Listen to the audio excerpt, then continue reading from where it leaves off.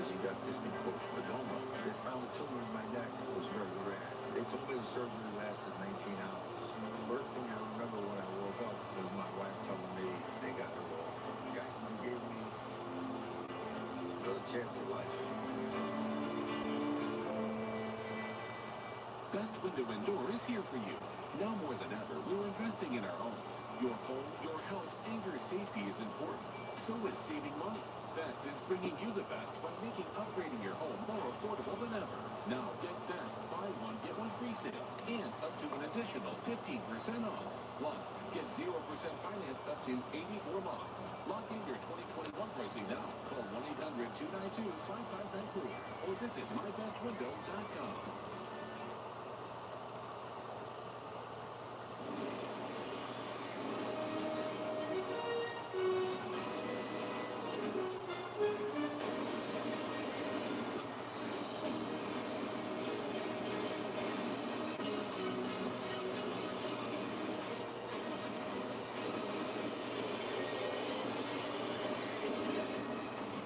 Trick or treat, Baker Mayfield. I want some nachos and cheese. We're at home with Baker Mayfield from the Dog Pound on this Halloween Sunday. AFC North battle between the Pittsburgh Steelers and the Cleveland Browns. Thank you for tuning in and listening. As always, I'm your host, Encyclopedia Sports, Cool Hand Luke 96. Be sure to like, follow, and subscribe on social media.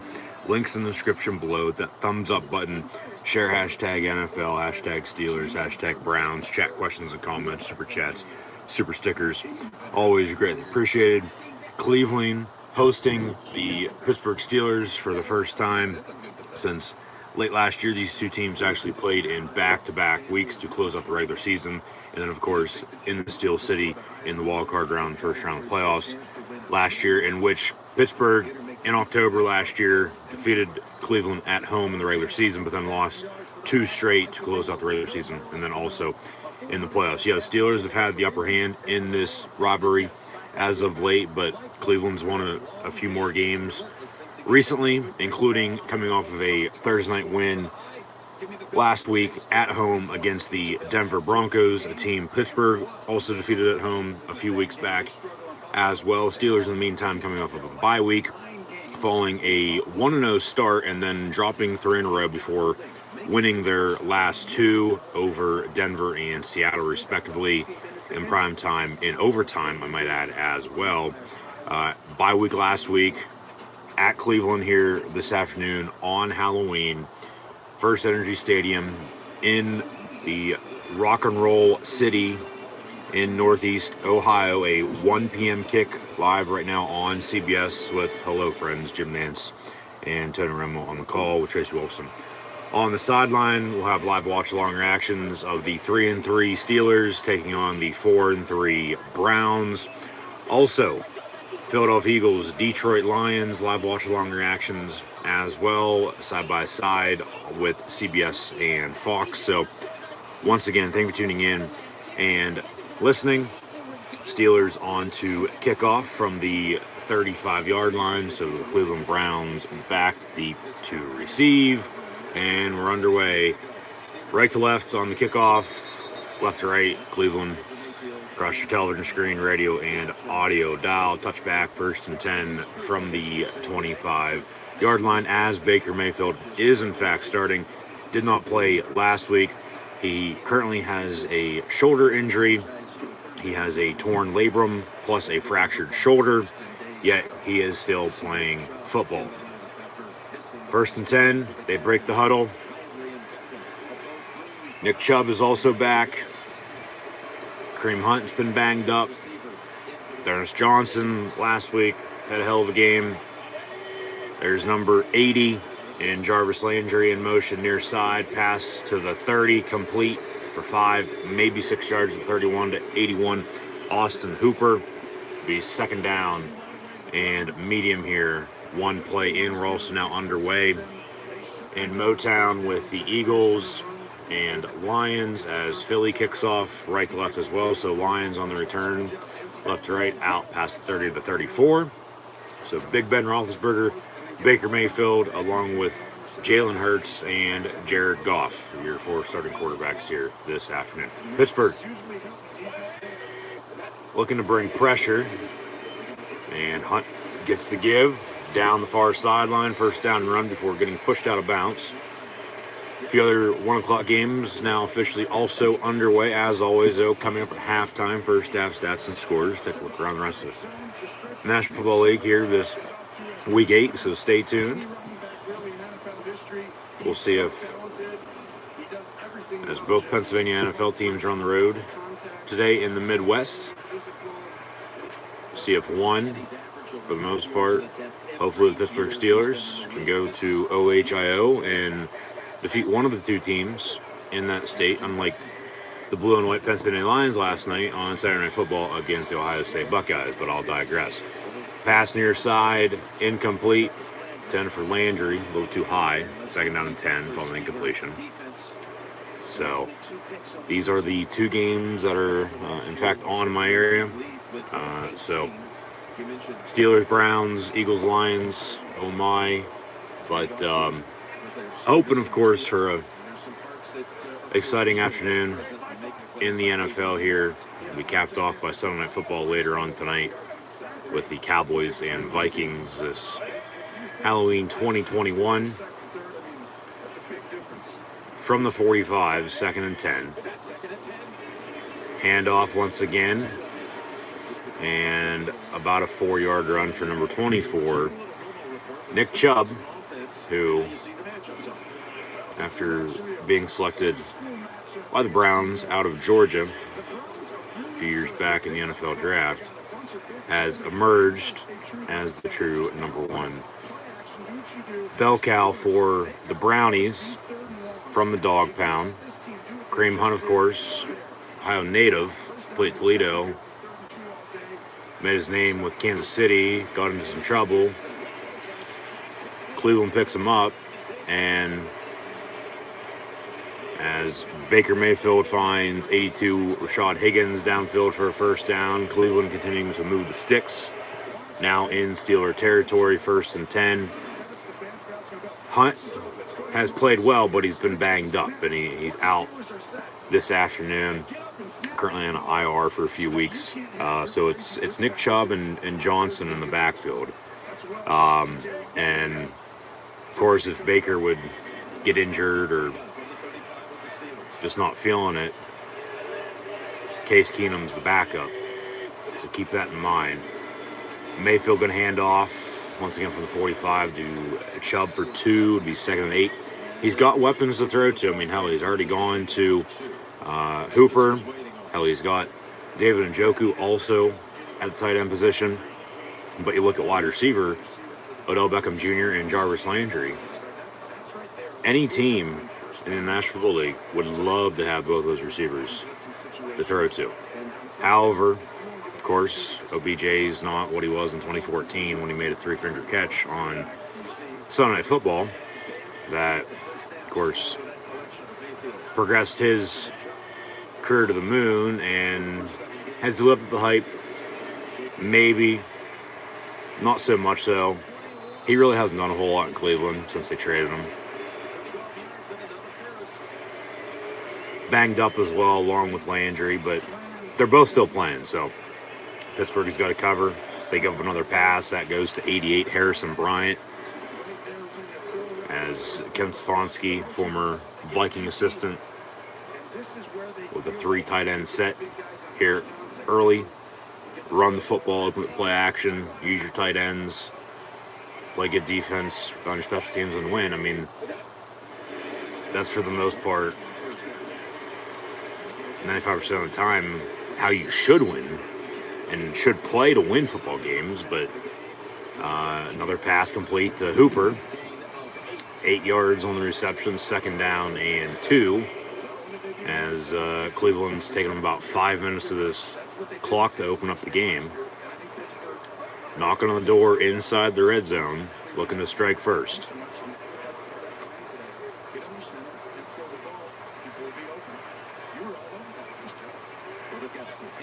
From the 13-yard line, out of the gun, Mayfield going to hand off again. And Landry on the run gets inside the 10 for a gain of 5. It'll be first and goal now from the 7.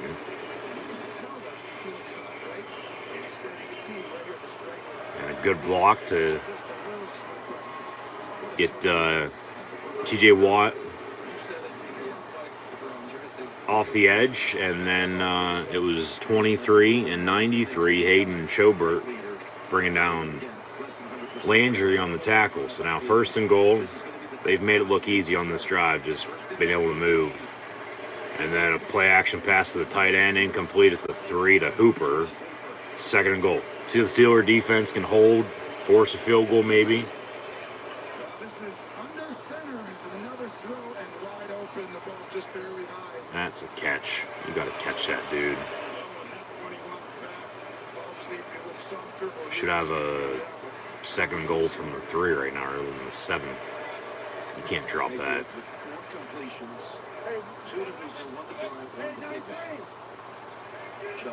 But he did, and now it's incomplete and second goal, of course. So, in the meantime, Hooper's in motion. Baker going to hand off, Chubb on the give, and then Devin Bush, 55, on the stop. He actually suffered his torn ACL season-ending injury in this game during the middle of the regular season last year. It would have been about 2 weeks ago, a year ago, mid-October, in Pittsburgh, in which Cleveland got beat 38-7 by the black and gold. But then they returned the favor and won 2 straight, as mentioned earlier, to close out the regular season. Of course, Pittsburgh hosting in the wild card round in the following week, and then the Browns also defeating the Steelers that afternoon as well to advance before losing to the Chiefs in the divisional round. Third and goal from the 7. Pittsburgh with some pressure, and down goes Baker Mayfield on the sack. Cameron Hayward and turned down for TJ Watt. Fourth and goal, and Cleveland's going to have to settle for 3.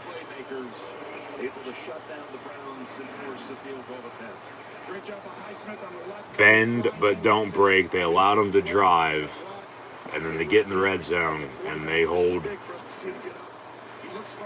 forcing Cleveland to settle for 3, as here comes number 3, Chase McLaughlin. This from 30 yards out officially. Snap, hold, kick, all good. Cleveland with an early 3-0 home lead against the black and gold Pittsburgh Steelers with 8:09 to play in the opening quarter. We'll get to see the Pittsburgh Steelers offense for the first time when we return, coming out of the ongoing commercial break now. Meantime, Lions had to punt. Eagles just punted. Lions getting the ball back. Nice return out past midfield. So good field position for Goff and company, as Dan Campbell and the 2021 Detroit Lions are still seeking their first win. And in the meantime, split screen commercial on Fox for Eagles Lions. We have at home with Baker Mayfield commercial, as of course that's what I was referring to earlier. These are the second or third year for his progressive at home with Baker Mayfield commercials. I think second maybe. But at least it changed them up this year, not run the same ones. At least they, ran some new ones. But they are pretty funny. Those and the State Farm ones with Mahomes and Rodgers, who dressed up as John Wick. But Mahomes and the Chief offense, they host the Big Blue New York Giants tomorrow night on Monday Night Football. So technically, they're able to play on Halloween this year. Of course, a few teams also have bye weeks here this week 8 as well. Pittsburgh got it right in the middle of the season. They were actually supposed to have their bye week this week last year, but then because of COVID, if everybody can recall, it got bumped up because of the Titans situation to early October, and then they had to play, however many straight to close out the year. Of course, 11-0, and then they lose 5-6 and get bounced by these Browns in the first round. start this year off with a road win, and then drop 3 in a row. So they're 1-1 on the road. This is only their third away game this season. And of course, 2-2 at home. So pretty even. I mean, they're 500 at 3-3. You know, as I said a couple weeks ago, during that 3-game losing streak, if they can beat Denver and Seattle and they lucked out with not having to face Russell Wilson, get to the break at 500 at 3-3, okay, I'll take it, so be it. You know, it is what it is, and that's what exactly happened. And now here we are coming out of the bye week, and okay, Mayfield's playing, but defense has to step up a little bit and play a little bit better than they did on that opening drive, and not allow, of course, Cleveland to drive and score, whether it's touchdown or field goal, making them 7-3, forcing a kick or not. Get it still early, still a lot of football left to be played, no doubt about it. But, yeah, we'll see what it gives. I'm sure something will. Got an update on Fox as well with Goff's old team. The Rams lead the Texans on the road now 7-0. But we are in the home of Baker Mayfield on this Halloween afternoon. Big Ben Roethlisberger and the Pittsburgh Steelers out on offense now. 1st and 10 from the 25-yard line. Under center is 7. Going to hand off to 22, Najee Harris. And Pittsburgh can get a running game going and be balanced and consistent with it on offense. It's just going to open up the rest of the playbook, and Ben won't have to do everything by himself as he's done for the most part all season long on offense.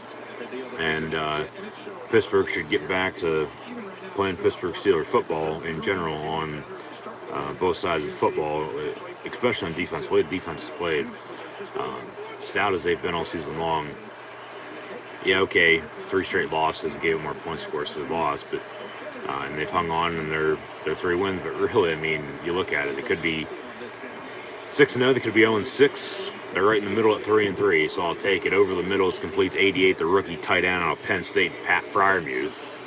And that's a first down for the Pittsburgh Steelers offense. They're going to hopefully be as good as Cleveland was on their opening drive and move the sticks and pick up a few first downs. And, hey, settle for field goal, tied at 3, okay, so be it. But maybe punch it in and take this lead and score a touchdown. But find a running game with Harris. Claypool in motion in the slot now, top of your screen. Now back near side, they're going to fake the end around to him, hand off to Harris. And Najee Harris gets to the 42-yard line on a pickup of 3 yards. It'll be 2nd down and 7 for the Pittsburgh Steelers. Now we got our first update on CBS. Bengals, Jets. And Gangrene, they strike first. It is 7-0 Jets over the Cincinnati Bengals, who are currently in first place in the AFC North. They are tied with the Ravens, who they defeated last week, but of course right now tiebreaker, they're in first place at 5-2. Harris on the give, out past midfield on a 9-yard run, another first down for the Pittsburgh Steelers. So yeah, the AFC North right now, it's Cincinnati and Baltimore at 5-2 respectively, and then also the Browns at 4-3 in third place, and Pittsburgh bringing up the rear, 3-3 in last place. But it's not even November yet. That's tomorrow. Still a lot of football to be played here today, of course, in this game and all the other games, along with the rest of the regular and playoff season. So one thing at a time. 1st and 10. Trips in a bunch near side from midfield. Ben looking to throw, has a man, incomplete, the first down marker. Intended for 88, Pat Freiermuth. He was actually drafted in the second day of the draft this past year. A 2nd round pick out of Penn State. I actually went to Cleveland that Saturday for the draft for day 3. Went to the Hall of Fame as well later on that afternoon. That was the 1st of May. Hell, it's 1st of November tomorrow. Where the hell is the time going? It's almost Thanksgiving and Christmas. Hell, it's Halloween today. But be sure to go check out my draft and Hall of Fame vlog right here on the channel from attending the 2021 NFL Draft from Cleveland. along with visiting the NFL Pro Football Hall of Fame down the road in Canton. Anthony Tony McFarland, who has been activated off the practice squad, number 26 on the give. 1 yard gain for him, 3rd down and 9, under 5 to play in this opening quarter for Pittsburgh. Ben over the middle, flag on the play. This might be coming back. They might replay the down. It'll be 3rd and 19 at that point, as Ben's arguing with the official. And I feel this is going to be on Pittsburgh. Yeah.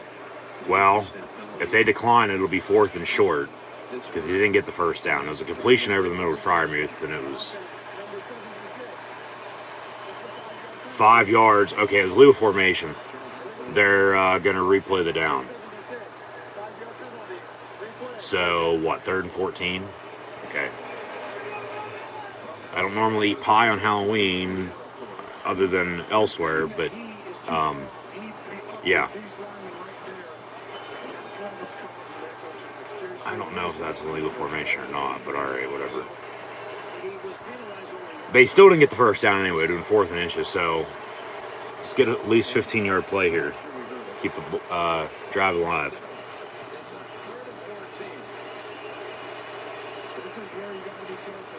But he is going to Freiermuth a lot here early on. Ben down the middle again, looking his way again, and it's batted down, incomplete, and here comes the rookie out of Georgia Tech and Preston Harvin. And Pittsburgh's going to have to punt on their opening drive with 4:27 to play in this first. Penalties and turnovers absolutely kill you. And he's going to Freiermuth again over the middle. There really wouldn't have been anybody else open, so I guess that was the best throw. And it just batted down, good defense, and Cleveland holds, and they'll hold on to their 3-point lead here early. So fair catch at the 15. And then, a little bit of a bump, but he didn't tackle him. Of course, the crowd booing, they wanted a kick-catch interference penalty, but they're not going to get it. So it'll be 1st and 10, Cleveland from the 15 when we return. Philly on a give, Jalen Hurts on the handoff to, that is number 35, Boston mascot, as Miles Sanders on IR. So, Philly, Detroit, I mean, it's a coin toss, the way the Eagles have played. The Lions really should have a few more wins than the 0 that they have. They lost on a couple game-winning field goals and a couple of other losses. They played good teams. End around near side to Rager. He gets a first down. So, I mean, if I'd have to guess, because I think I did pick Detroit to pull the upset on Thursday night when I was on for Packers-Cardinals, and I'm going to stick by that. And even if I didn't, if I'm changing my pick now, I'm taking the Lions to beat the Eagles. They're tied at 0 in the first quarter, so it's not like, they're up by 50. But, no, I just feel like they're the better team between these two that are facing off right now today. So, especially it's at home, It's always middle of the season. Regardless how the Lions start out, they always pick up a few wins around this time of the year, including, for the most part, always on Thanksgiving. Because they always play on Thanksgiving, They've won some, they've lost some, of course. Of course, they always play the noon game, and then Dallas plays at 4, and then the primetime matchup this year, I believe, will be on the Bayou with Buffalo and New Orleans. But, we'll see what gives here in these games. I mean, Philly's now setting up shot first and goal inside the 5. It looks like they're going to strike first. Cleveland up 3-0 right now. There is the Rock and Roll Hall of Fame, which is just adjacent to First Energy Stadium in Cleveland. Did not visit or tour that, but that is, of course, bucket list. but along with visiting Music City. But yeah, I guess the Rock and Roll Hall of Fame induction ceremony was last night. I did not know that, but no, I visited Cleveland back in springtime for the draft, and then also went to the Pro Football Hall of Fame. So be sure to go check out that vlog, as mentioned. It's about 45 minutes or so, from what I can recall. Which I haven't really looked at it or watched it since I uploaded it, as I didn't upload it until August with, that's a false start, that's a good call. So the first play of the drive went for first down, so 1st and 10, and then a false start, 5 yards, all replay down, so 1st and 15. No, but I uploaded that video right around the start of the preseason with, of course, Pittsburgh and Dallas, from Tom Benson Memorial Hall of Fame Stadium in Canton at the site of the Pro Football Hall of Fame, along with, of course, the 2020 and 2021 Hall of Fame ceremonies. But just, yeah, be sure to check out that video. Did have a fun trip visiting Cleveland, and Beckham on the reception on the bubble screen near side. That goes to the 30 for about 5, maybe 6 yards. It was 2nd down and 10. But yeah, went to Cleveland, went to Canton, of course, back home. And yeah, if you ever get a chance to go to the NFL draft, especially with them, as it's not in New York City at Radio City Music Hall every year anymore, it's bouncing around year after year after year, city to city, across the league. Go to the NFL draft. Visit Hall of Fames as well. Visit museums. Not necessarily PSA by any means, but no, I feel like, especially if you're a sport fan, for any sport, football, baseball, basketball, you know, hell, even hockey or college football Hall of Fame would really just be the only other, along with going up to Cooperstown maybe, the only other Hall of Fames I'd want to, for sports at least, want to visit. But, and for pro wrestling, they don't really have, you know, the WWE or just any pro wrestling companies in general. No actual physical Hall of Fames sites, at least. 3rd and 6, pass complete to midfield to Landry, 1st and 10. Brownies. I'll digress on that topic. But some good pressure by Pittsburgh. Watt got to him a little late, but the pressure's there. It's just not as fast as it's been. I mean, you got to give credit to Cleveland up front, though, allowing Baker to have time to throw. So got to fix the small little things and go from there. But as Higgins is in motion, 3-step drop, screen pass from Mayfield to Chubb, and then a tackle by Minka and Bush, and a 9-yard gain. It'll be 2nd and short. Philly just scored, but the previous plays, of course, are now under further review. It looks like he was down to 1 before the ball broke the plane, but it's a touchdown on the field, so that's fine. Speed of it to return it. I don't know if they'll have it or not, but yeah. Steelers, Browns, Eagles, Lions, live watch along reactions right now, live right here on YouTube. So thank you for tuning in and listening. 2nd and 2 from the 40 for the Browns. Mayfield looking to throw, avoiding another sack, and then he's going to just run out of bounds. He's going to lose about a yard or so, so 3rd and 3, but nobody open, so didn't want to do anything stupid. He didn't throw it away, but did run out of bounds and lost a yard. But another update, what do we got? Colts up 14-0 at home over the Titans, as Carson Wentz has found Michael Pittman for 2 passing touchdowns. And the Colts, yeah, they've won 3 of their last 4 after starting 0-3. They're another team that should have a few more wins.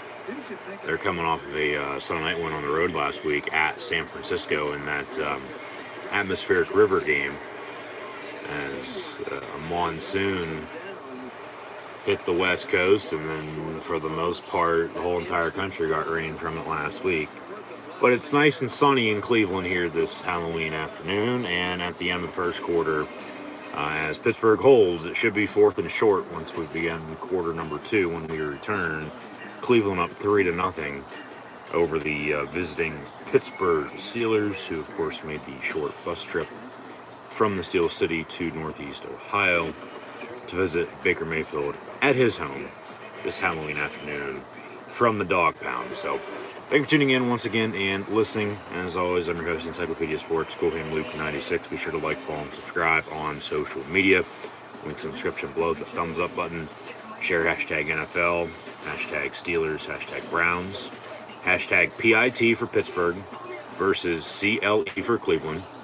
And chat questions or comments, super chat, super stickers.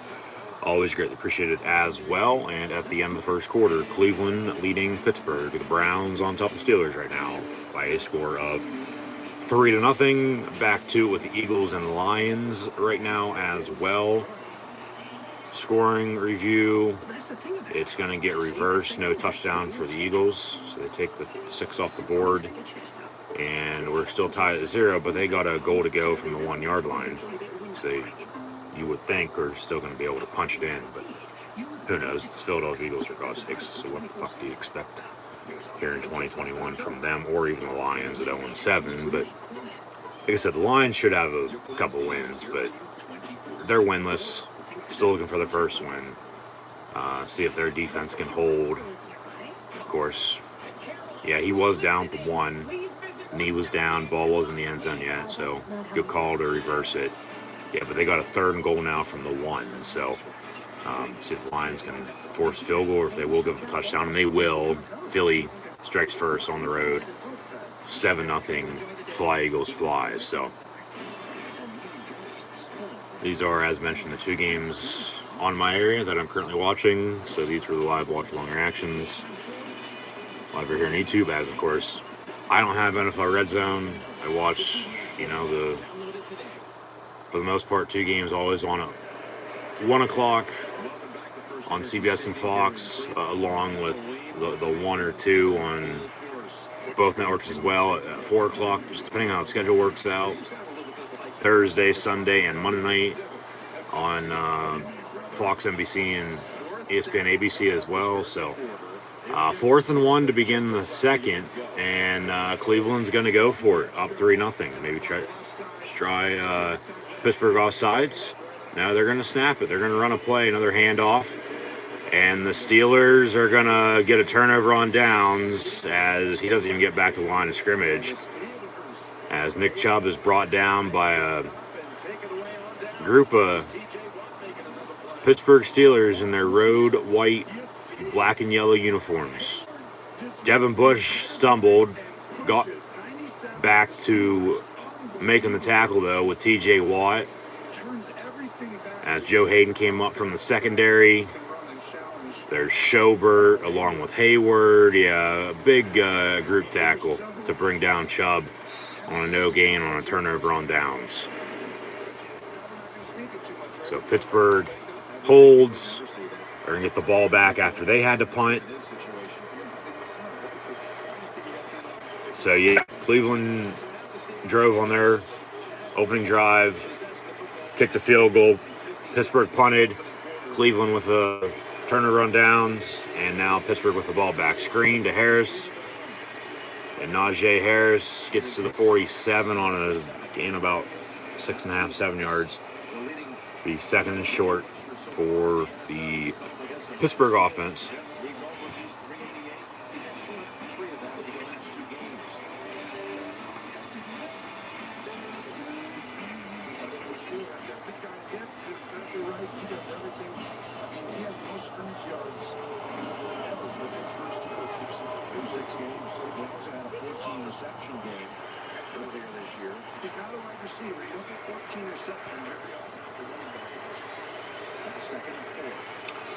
Second and 4 officially after a gain of 6. They're going to give to Harris again. Establish this running game, plain and simple. Run the football. Run the ball, open up the play action, play good defense, and for the most part, you're going to win this game. Those are the keys. Of course, it's how it normally is, on my end of things at least. That's how I see. But then especially when you don't have a running game to begin with, hardly, it's just, as I said last night, once again with Penn State, it's mind-boggling that both Penn State and the Steelers, as good as they played on defense, they can't run the football and move it downfield and score points on offense. 3rd and 2 over the middle, complete to Claypool. 1st and 10, Pittsburgh. And as Pittsburgh is now going to go hurry up here, it looks like. It's the first reception by Claypool here this afternoon. Deontay Johnson, your number 1. Claypool, your 2. James Washington, 3, of course. Juju Smith-Schuster out, injured now for the season following his shoulder injury suffered about 3 weeks ago against the Denver Broncos. Next man up. Harris on the give, 6-yard run. Another 2nd and 4 for Pittsburgh. Chip away at it. Just move the ball. Keep it simple.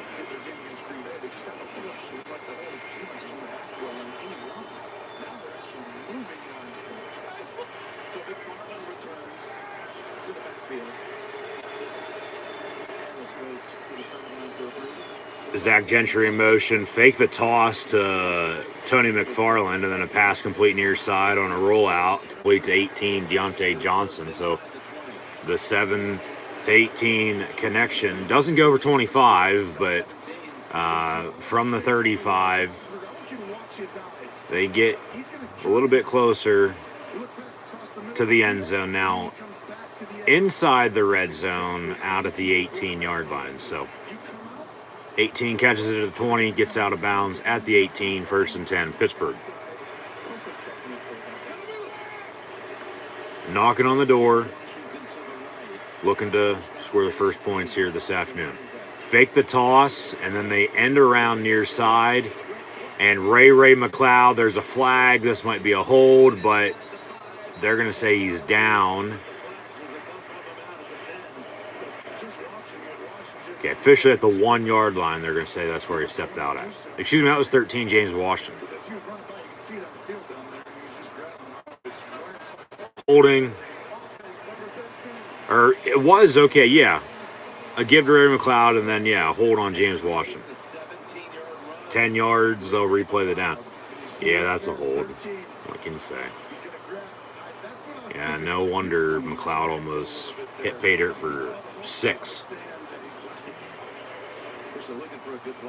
There's 2 penalties now in the Steeler offense, negating a few big plays here early on. But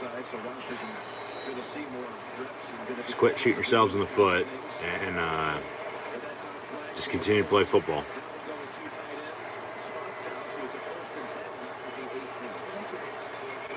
How is that a spot foul? It's a holding, 10 yards.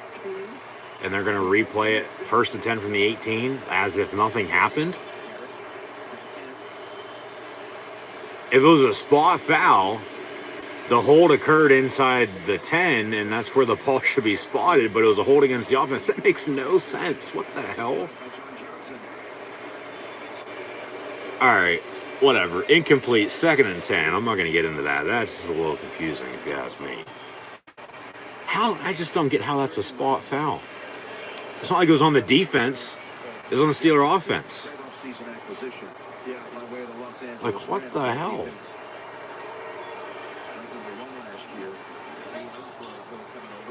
These officials, I tell you what, man. They try their best. You got to give them credit, but then at the same time, it's like, if it's a penalty, okay, call it. If not, don't. That was a clear hold. It's coming back again. Jesus fucking Christ. Hand off to Harris. He gets a 1st down. And then a late penalty flag comes in for a late hit, so these will offset and they'll replay the down anyway. It's going to be coming back for a 10-yard holding. And then Harris got a late hit out of bounds, so yeah.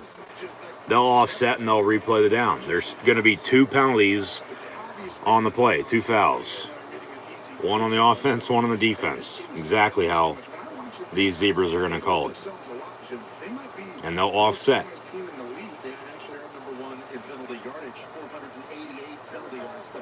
Fouls by both teams. Got a hold. And that was on Kendrick Green. And then after the play, personal foul, unnecessary roughness on the defense. And they're going to offset and they're going to replay second down, just as I said.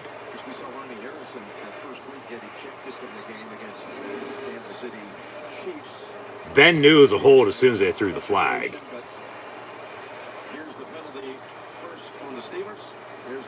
Yeah, another hold. They're calling them today. They happen every damn play, but they're calling them. And then he got hit for a late hit out of bounds. Yeah, he was like literally on the sideline, and then he got hit, pushed into the wall. So after that, with the offsetting fouls, 2nd and 10, once again from the 18-yard line still.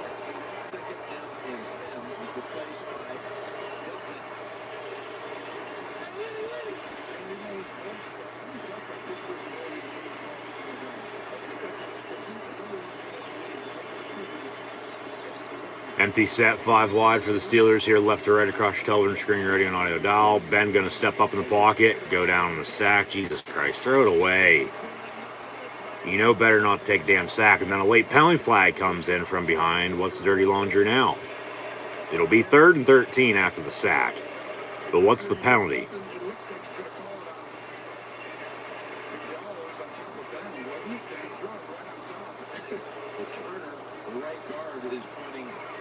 Direction of the Browns, saying it's on them. Well, it's almost like roughing a passer, but which way? Because they drove into the ground, like maybe they're going to call like spearing or something. I don't know. But you did something else. There's no foul in the play. It's a sack. No, it's 3rd down. 3rd and 13. I'll take 2nd down. You want to say it's 2nd down? Okay. Yeah. 2nd down. You said 2nd down. It's 2nd down again after the sack, which should be 3rd down. No, it's 3rd down. 3rd and 13. Worst comes to worst, you got to settle for 3 and kick a fucking field goal, but Jesus Christ. Don't take a damn sack. You know better. Throw the damn ball away. I guess we are going to be eating a lot of pie for Halloween. 3rd and 14 again. Jesus Christ. Another empty set, 5 wide, back of the 22. Just don't turn the ball over. If you have to settle for 3, okay. Pump fake, Ben near side, complete to Freiermuth. And, okay, he gets about 10 yards. It'll be 4th down, and here comes the Wizard of Oz on this Halloween. We're not in Kansas anymore. We are in Cleveland, Ohio. Steelers at the Browns, and Boswell to tie this game up at 3 here midway through the 2nd quarter.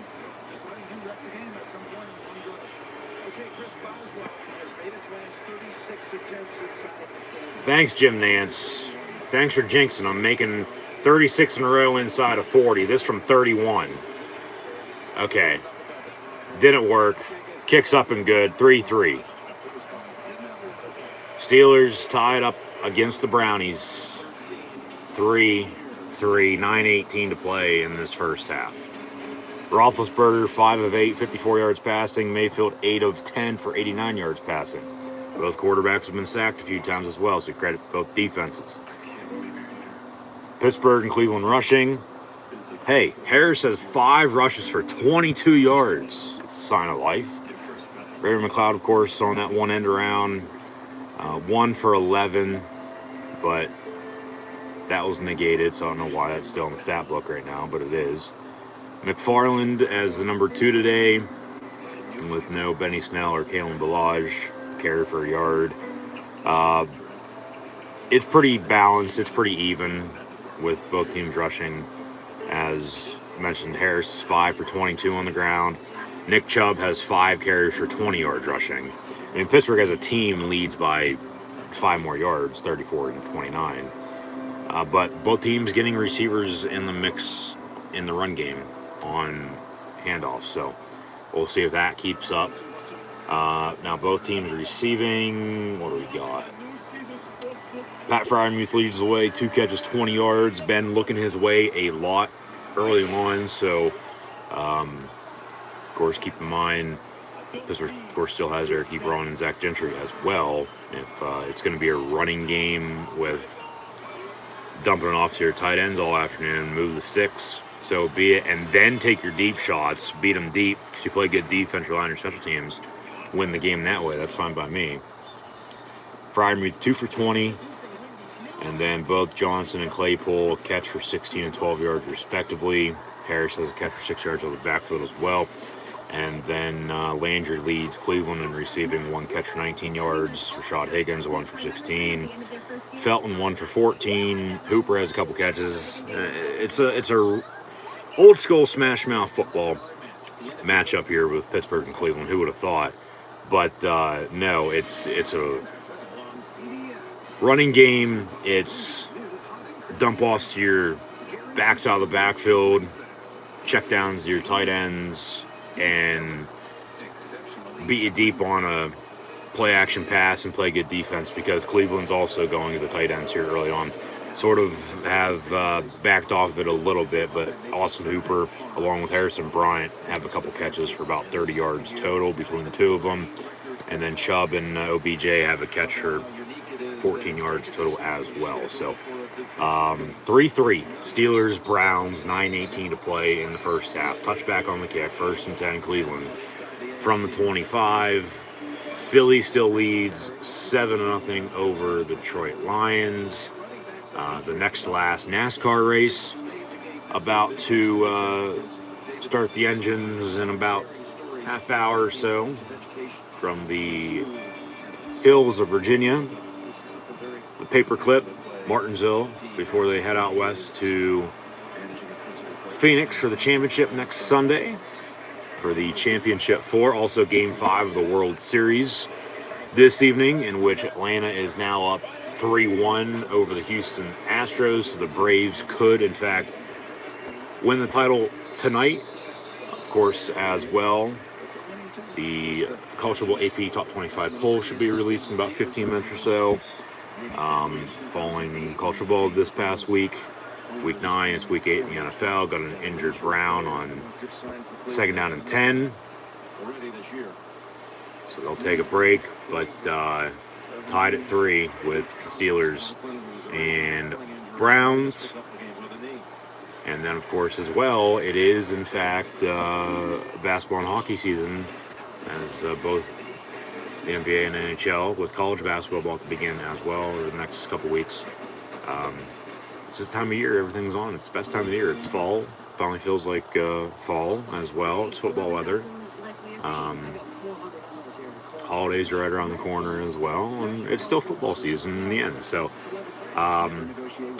just once again, thanks for tuning in and listening. Be sure, as always, like, follow, and subscribe on social media. Links in the description below. So, get back to the action here at Pittsburgh and Cleveland momentarily, following an injury timeout. Just be sure to keep an eye out for some upcoming professional wrestling videos, along with, and as long as you're watching, I should say, yeah, just be sure to hit that red subscribe button.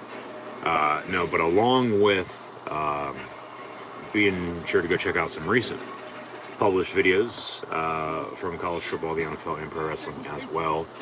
And then next week, live watch-along reactions live right here on YouTube with Penn State, Maryland in college football, now officially next Saturday at 3:30 on FS1, as they announced that kick just a little after midnight last night. And then Steelers will be at home next Monday night. So, got a few home games against the NFC North, the Bears and Lions, on Monday night and a Sunday afternoon, mid-November, before going to LA to take on the Chargers on a Sunday night, I might add. So the Steelers are going to be in prime time 2 out of the next 3 weeks following today before Thanksgiving. Then they go to Cincinnati, who they lost to about a month ago. Their only AFC North game so far this season. Their own one in the division. this is actually Cleveland's first division game of the year as well today. Now, take a look at the schedule real quick. As mentioned, Pittsburgh hosting the Bears and Lions next 2 weeks before they hit the road to close out November. So over the next month, that's how that looks. A couple more primetime games as well. But for the most part, the bulk of divisional games doesn't come, of course, until late in the regular season. Of course, already hosted the Bengals at the Browns today. They go to Cincy about a month from now. Then they get Baltimore at home a week later.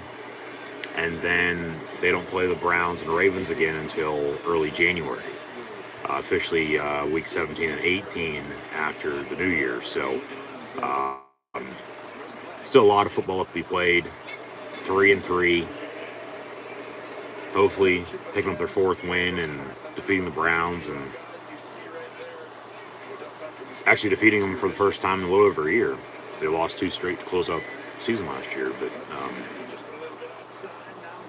even if they don't win today and drop 3-4, I would think going to LA before Thanksgiving, they can get to 5-4, defeating both the Bears and Lions, oh my, from the Steel City, and win another 2 in a row at home.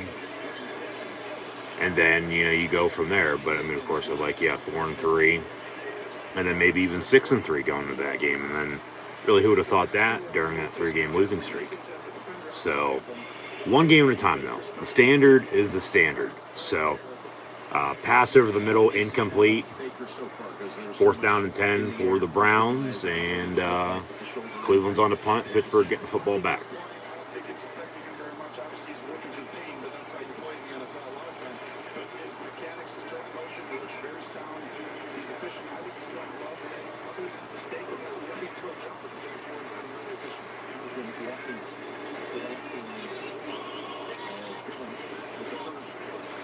It bounces at the 35. We'll take a Brown roll inside 25 down to the 23.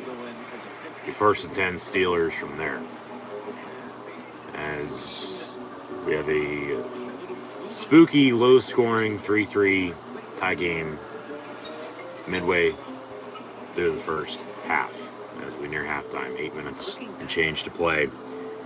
With the Steelers and Browns, 3-3. Is in fact your score. So once again, thank you for tuning in and listening. Eagles now lead it 10-zip at the Lions. So I guess get a little scouting in, if you will. See where these Lions are and what they're doing, even though they are winless, and see what Pittsburgh is going to be in for in a couple weeks. But that's 2 weeks from now, on the 14th of November. They got the Bears, as mentioned, next Monday night at home. So that'll be live watch-along reactions. Of course, then if I want football, Bears, Steelers, with WWE Monday Night Raw. And that'll be the first Monday stream in a few weeks. As about the first month of the year, I did 5 straight Monday night games.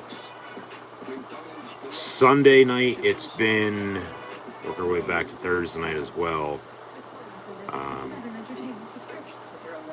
Sunday, I've done a few games. Been about a month worth as of late, but then Thursday night games, I've only done a couple. Did the week 1 kickoff with Tampa hosting Dallas, and the Buccaneers win over the Cowboys. And then, of course, just this past Thursday, with the Packers going to the desert and defeat the Cardinals.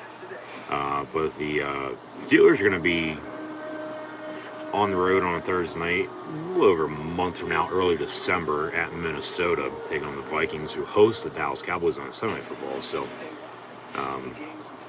we'll see how the season progresses until then. But like I said, one thing at a time. Get by Cleveland, pick up another win today. Like I said, regardless if they win or lose today, I would think they'll be able to beat the Bears and Lions. and should be sitting at either 5-4 or 6-3 going into the Sunday night matchup at the Chargers right before Thanksgiving, and then another road game at the Bengals, as that is really their only back-to-back and back-to-back weeks at least.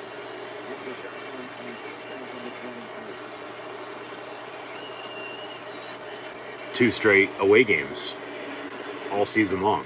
They sort of lucked out not having to go on the road a whole lot in back-to-back weeks. They do have, there's 3 two-game homestands, and of course they're 2-2 in both of those, 0-2 and then 2-0. And the next one will be in the next 2 weeks, Bears and Lions, and they go on the road twice, and then it's home away, home away, home away to close out the year before the playoffs begin. So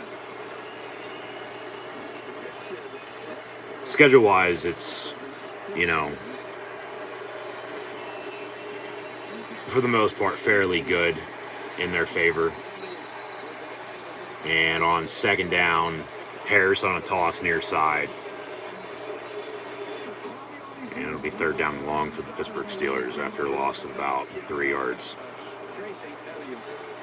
But like I said, really, they barely beat Buffalo, they barely beat Denver, and they barely beat Seattle in overtime 2 weeks ago before the bye week. Anywhere 0-6 to 6-0, and they're right smack dab in the middle at 3-3, coming off of a bye week, so I'll take it. Third down and 13 for the Steelers from the 20. Out of the gun, Ben pump fakes, and then it's deflected but caught by Claypool, only 2 yards. There's a penalty flag on the field as well, so see what that is, but it'll be fourth down for Pittsburgh here probably in the end anyway. So yeah, holding 10 yards, penalties going to be declined, fourth down, Steelers on the punt again.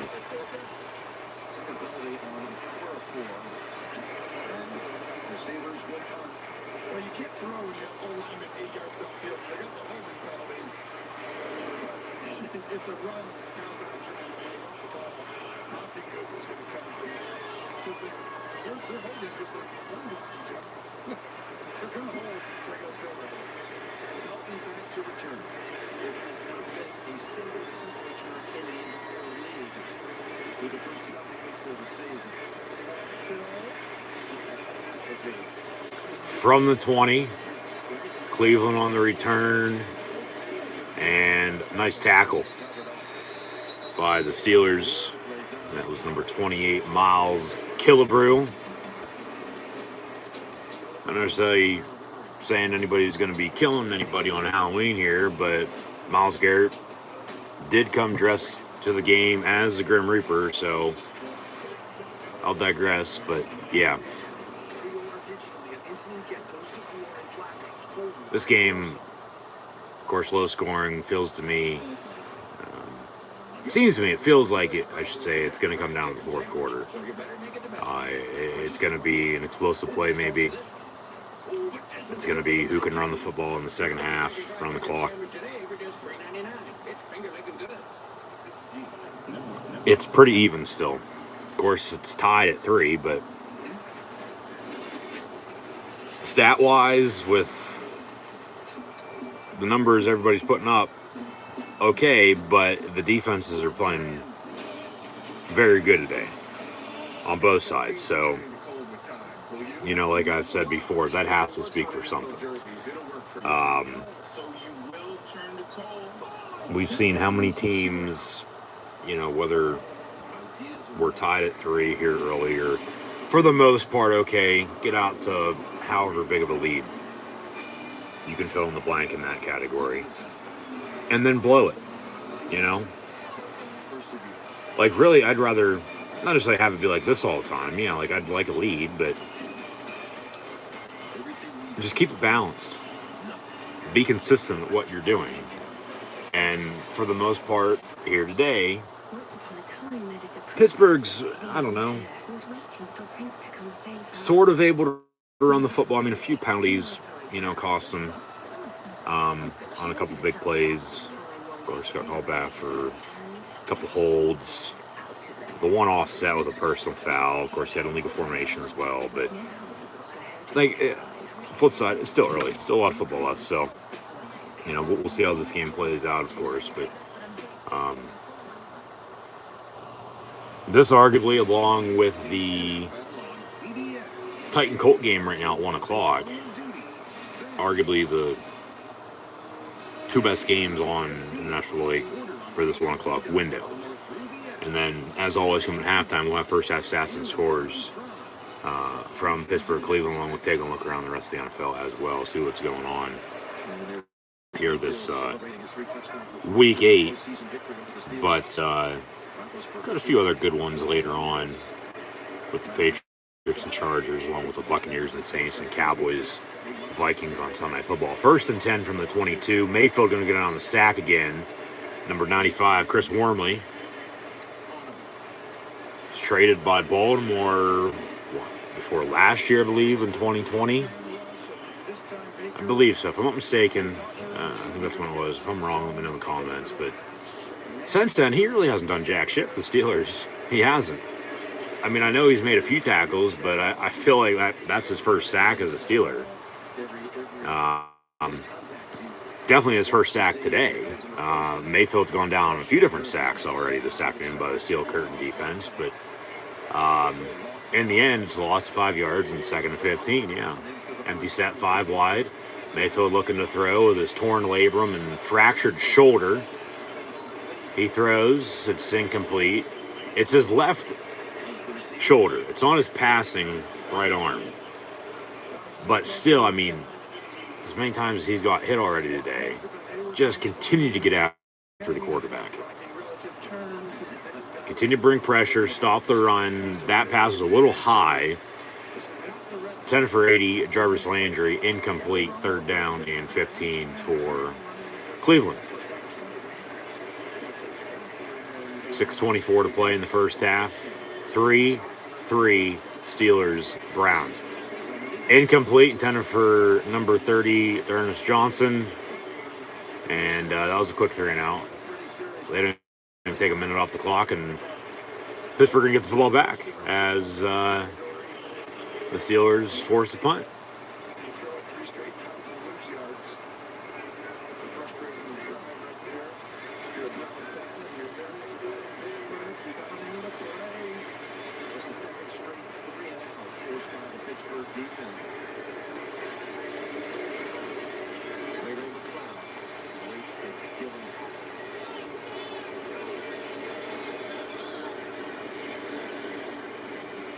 They almost block it. Cleveland gets the punt up and away. I guess there's a penalty flag for probably running or roughing the punter. If it's running into, it's only a 5-yard penalty. But if it's roughing, it's 15 yards. And then there's a penalty there's a penalty on the field for that. But then there's a fumble on the punt return. But the Steelers do, in fact, recover. So it's going to be Steeler football pending the penalty. Now, if it was running into the punter, it's 5 yards. Roughing, 15, automatic first down. It was 4th and 15.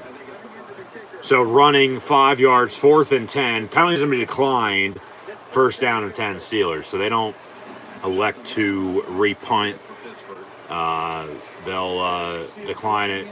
Hell, they won't even take the 5 yards to tack on the end of the run. But the dog pound, yeah. Like, what the hell? Why are we playing this bad? Well, yeah, the Cleveland Browns aren't who they used to be. Like, the Jets are that team now. Absolute dumpster fire.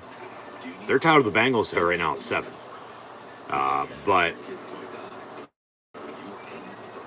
you got to give credit to what Kevin Stefanski's done in Cleveland, now in his 2nd season as a head coach.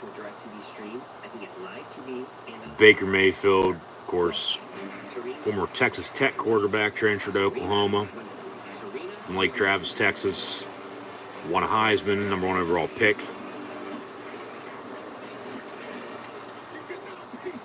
Is he going to be in Cleveland long term, though? Are they going to sign him to a Dak Prescott-like deal. Do they believe in him that much? For the time being, Baker's going to be in Cleveland. He's going to be baking what the Browns are cooking. We are at home with Baker Mayfield on this Halloween, so we'll see what type of candy they give out to the Steelers for getting their ass kicked. But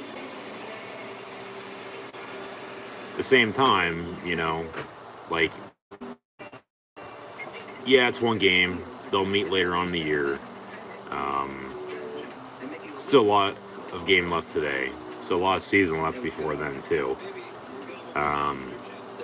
Pittsburgh's had the upper hand in the series past 20 years.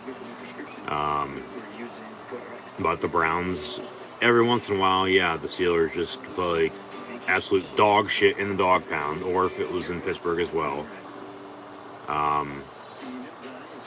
As, of course, in that playoff game, they won in Steel City. Before then, last time the Browns had won in Pittsburgh was a good 25 years prior.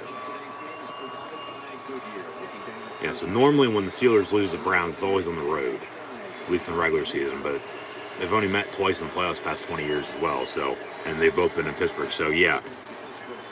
Pittsburgh's had the upper hand in the series, but the Browns, every once in a while, they pull one out.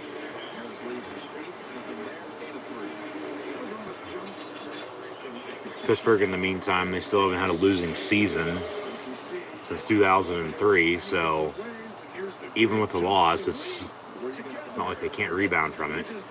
Hell, they started 1-3, now they're 3-3. You know, who would have thought that going into the bye week? So, yeah, it's frustrating, but then it's nothing to get, you know, severely pissed off about, even though at the same time it is and should be, as always, because losing sucks. Another handoff, Najee Harris out past midfield for a Pittsburgh Steelers first down. The Dolphins and Bills are also tied at 3 as they hit the 2-minute warning. Juice is on site. Wonder if he went as a butcher for Halloween this year, but I'll digress on that topic as well. All jokes aside, but first down and 10 Steelers from midfield.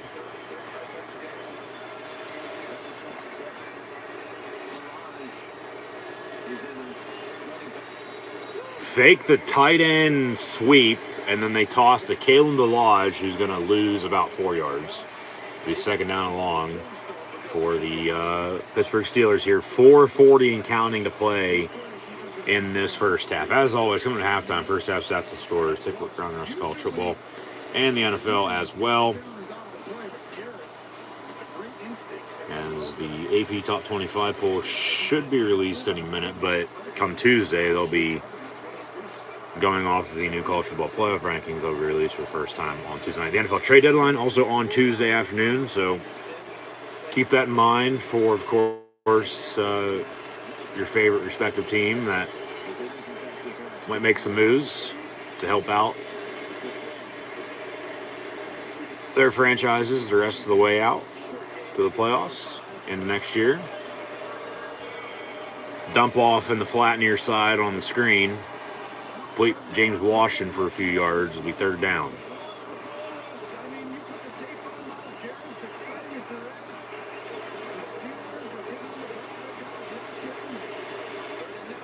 Third 9. Pass complete to Deontay Johnson. First down and 10 for the Pittsburgh Steelers. 3:34 to play.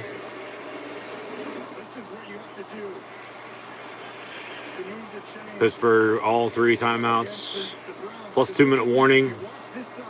They'll also get the ball to begin the second half as well. So, see if they can score some more points and take a lead here at Cleveland this afternoon.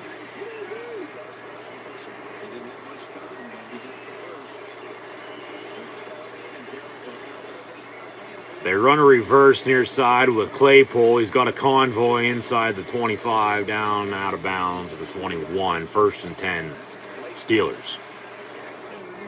Keep moving the football. Yeah, they reversed to Raven McLeod, who then tossed it to Claypool, who was running near side and picked up another Steeler first down. Now out of the pistol, Ben going to hand off. Najee Harris inside the red zone down to the 17. He's second about 6 again for Pittsburgh. 2:42 and counting. Both teams, all 3 timeouts remaining, plus a 2-minute warning. So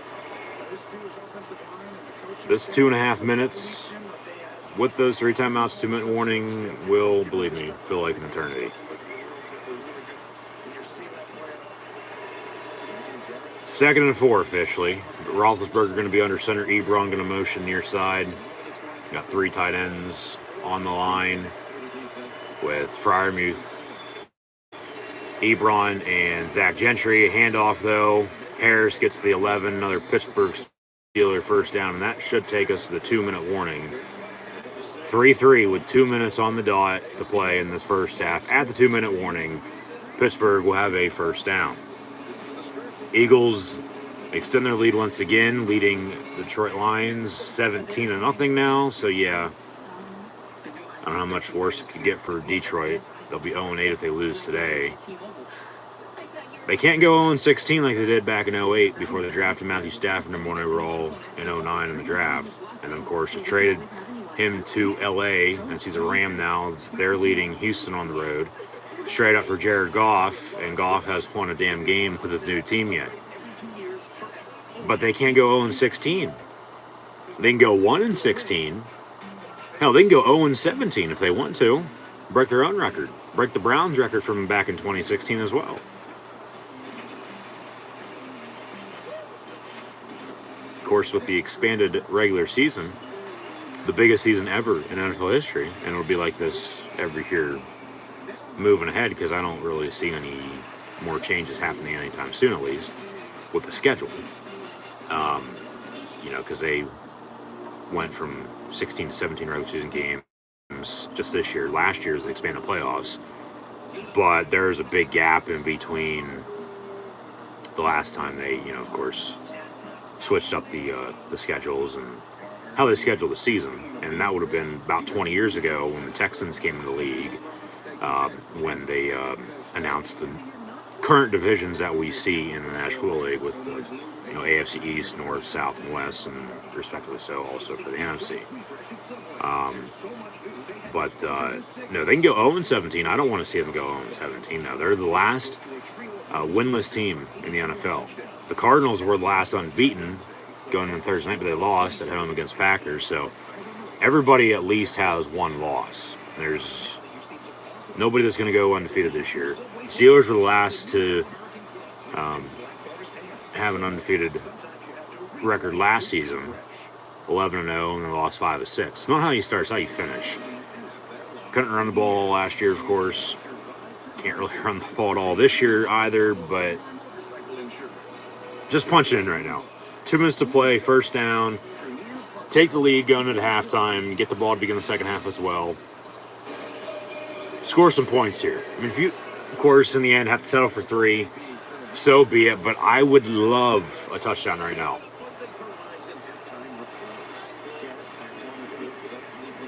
First down and 10 for the Steelers with 2 minutes to play in the first half. Tied at 3 with the Browns from the 11. They got 8 shots to punch this in for 6.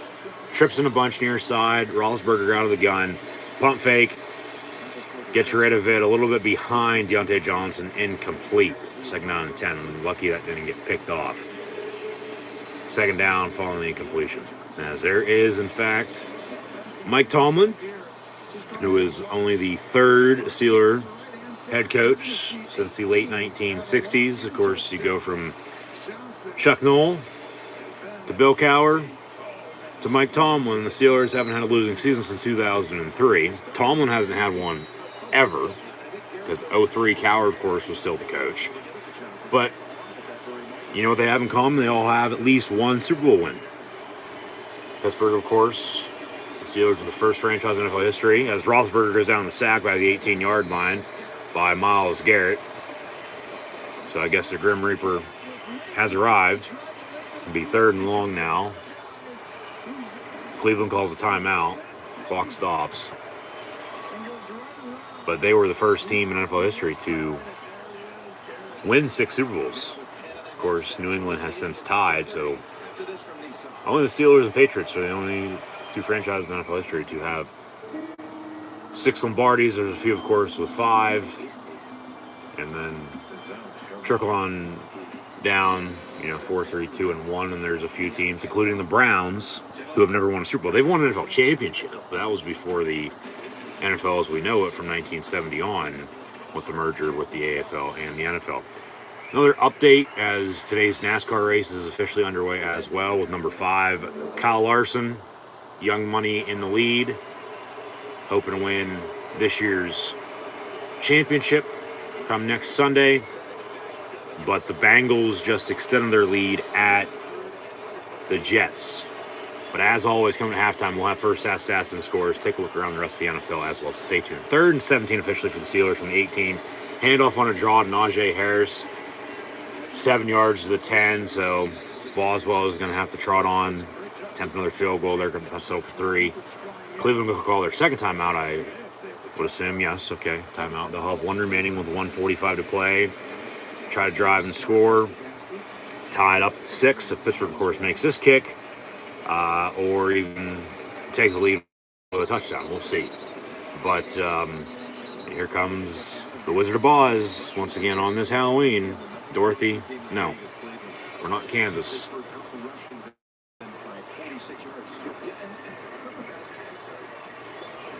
Hopefully, Boswell doesn't doink it off the Tin Man upright, but he's already good for 1 here this afternoon from 31 yards out. This from 28. They're going to run a fake punt. It's a direct snap to Boswell. He's looking to throw. Back of the end zone. It's incomplete, intended for Zach Gentry. So they run a fake punt, or a fake field goal, and they don't convert. And now Boswell got hit out of bounds. He's hurt. And Presley Harvin's going to have to pull double duty if he can't return the rest of the way. They've done this before. I remember it was a couple years ago. They were out in Denver, and they scored a touchdown on it. But they were a little further on back, or the 20-yard field goal would have been like about a 40. So today, on 4th and 9, needing the 1 for a first down, basically needing a touchdown to convert, as Boswell is injured on the sideline now after a fake field goal. They really didn't give themselves a whole lot of room to actually convert Boswell through, and just a little too high, incomplete. See a replay of the hit. Yeah, he took a shot. Shit. And there's no penalty. Good no call. Let him play. I don't mind that. If somebody would have been cutting over the middle, they'd been wide open in the middle of the end zone. But they all ran to the corner. So you got to have somebody bring up the rear and come back from behind. But so they don't convert on a fake field goal, and we're still tied at 3 with 1:38 to play in the first half. Cleveland 1st and 10 with 1 timeout. Ball at the 18-yard line. 11-yard line, excuse me. And see if they can capitalize off of that momentum of stopping the fake field goal and build off of this and maybe score some points before halftime. Steelers still going to get the ball to begin the second half, and then we'll see, how Boswell is. Of course, if he can't come back in, it's going to be Presley Harvin who's punting. But he's got a leg. So, not going to be concerned about him continuing to punt or kicking off. But then if it comes down in the kicking game with needing an extra point or a field goal if you have to settle, I don't know. Extra point wise, the Steelers always love to go for 2, so I wouldn't be shocked if, they have a few tricks up their sleeve in that regard then, if it comes down to it. But it's still going to be 1 in the fourth quarter. It's going to be what defense bends doesn't break. Hopefully they can continue to move the football on offense. Boswell, I would think he's going to be all right. He did take a shot, but it's football. So, and I get he's the kicker, so everybody's... Mayfield, in the meantime, going to get on the sack on 1st and 10 back at the 22. 1:05 to play and counting. Steelers with 3 timeouts, 2nd and 15. They're going to let this clock roll. So everybody, even for the brand, still wants to hold his hand, but if he can't return, Pittsburgh might be in trouble in the kicking game because they go for it on a fake field goal, which I didn't expect that. I don't think anybody did. And then a screen pass is incomplete, intended for Johnson. So clock stops, 3rd and 15 and 42 seconds. Steelers going to get the football back here if Browns don't convert first down on this next play. Or if they, decide to go for it on 4th and short if they get there. Because if I'm Pittsburgh, I stop Cleveland right now on 3rd down. It's upcoming 3rd and 15. I call a timeout and try to get the ball back with 2 timeouts in about 30 seconds or so after the punt to try to drive and score again. But, of course, field goal range, unless Presley Harvin with his blue suede shoes is going to be kicking a field goal, you're going to have to score a touchdown before the end of the half. Okay, timeout. Timeout 34 seconds. 33 seconds. Timeout. Call fucking timeout 32 seconds. Okay, thank you. Be 4th and short. 4th and 4 for the Browns.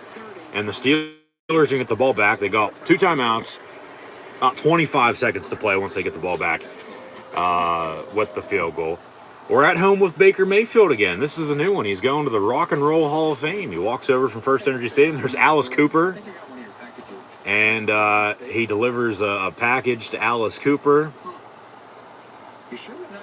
You sure they're not yours? And on Halloween, Alice Cooper makes an appearance at home with Baker Mayfield via Progressive and delivers a set of boots to the Rock and Roll Hall of Famer. Yeah, the ones they had last year were pretty good. The ones they've had out commercial-wise this year for At Home with Baker Mayfield, they've been pretty funny as well, no doubt about it. The Halloween nachos and cheese. The yard sale one's pretty funny. From the 15, Steelers on the punt return. Ray McLeod down the far sideline. It's really spotted at. 21 seconds, 1st and 10. 2 timeouts. You got time. You got 2 timeouts, and you got the sideline. Thing is, Boswell's injured now. You get field range. Why don't you kick it with Harvin? See what he's got as a field goal kicker. I mean, he's a punter, so he should be able to pull double duty. Okay? And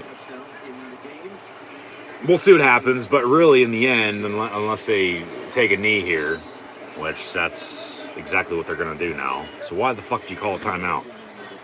Jesus Christ. Kneel down. Halftime, 3-3 Steelers, Browns. But yeah, you'd have to score a touchdown, basically, in that regard.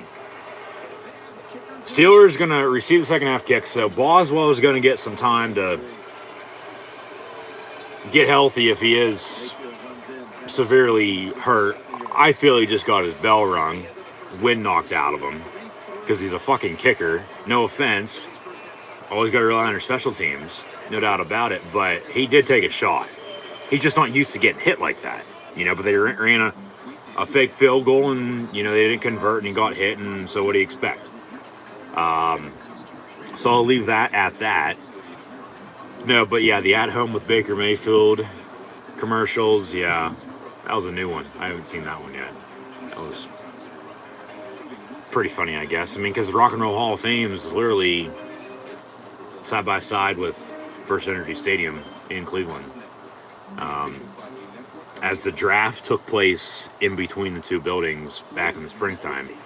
And I actually attended the draft this past year, so be sure to go check out my Draft and NFL Pro Football Hall of Fame vlog right here on the channel as well. Be sure to subscribe, and thank you for tuning in and listening. Like, follow, and subscribe on social media. Links in the description below. At halftime, it is 3-3. Steelers tied with the Browns as Cleveland struck first with a field goal. Pittsburgh with 3 unanswered, but we're still tied at 3. 3-3 with special teams playing key here early. The running game, it's pretty balanced by both teams. Harris now, and this is honestly a big shock, at least at halftime it is. Normally this is a final stat for the game. Right now, Najee Harris has 10 carries for 50 yards rushing, which that's good. Okay? Balance and consistency, run the football. They finally, for the most part, it seems like, have a running game. I don't want to get too far ahead in that regard, though, and then, them not being able to run the football then when they need to. They're going to need to run the football in the second half in order to win. Can you play good defense? Let Big Ben be Big Ben. Nick Chubb has 6 carries for 20 yards rushing as well. But both quarterbacks, Roethlisberger and Mayfield, at home with Baker Mayfield once again on this Halloween. So happy Halloween from the Dog Pound. Thank you for tuning in once again and listening. Be sure to like, follow, and subscribe on social media. Links in the description below. Roethlisberger is 9 of 14 for 73 yards passing. Baker Mayfield is 10 of 17 for 107 yards passing. The Browns have got to Big Ben twice on sacks. The Steelers defense has gotten to BM 4 times on sacks. So both defenses playing extremely well. It's a defense showdown now. It's a low-scoring affair, 3-3. It's really, going to come down to the fourth quarter. Like I said, what defense can bend doesn't break. Has better running game. Explosive plays on play action maybe. And then, relying on your special teams, and we'll see how Boswell plays if he does come back and kick. But in the meantime, also receiving, Deontay Johnson, 2 catches, 25 yards. Frymuth, 2 for 20. Claypool, 2 for 15. Harris, 2 catches, 9 yards out of the backfield. James Washington also has a catch for 4 yards. Of course, anybody wondering where Juju Smith-Schuster's at? Well, he's been injured for the past couple weeks, out for the season with a shoulder injury, and has since received surgery. So, it's Deontay Johnson, Chase Claypool, and James Washington. Ray McLeod playing well in the return game. A couple penalties have hurt Pittsburgh. But they're running the ball better today on offense, it seems like. Roethlisberger going tight ends a little bit more too.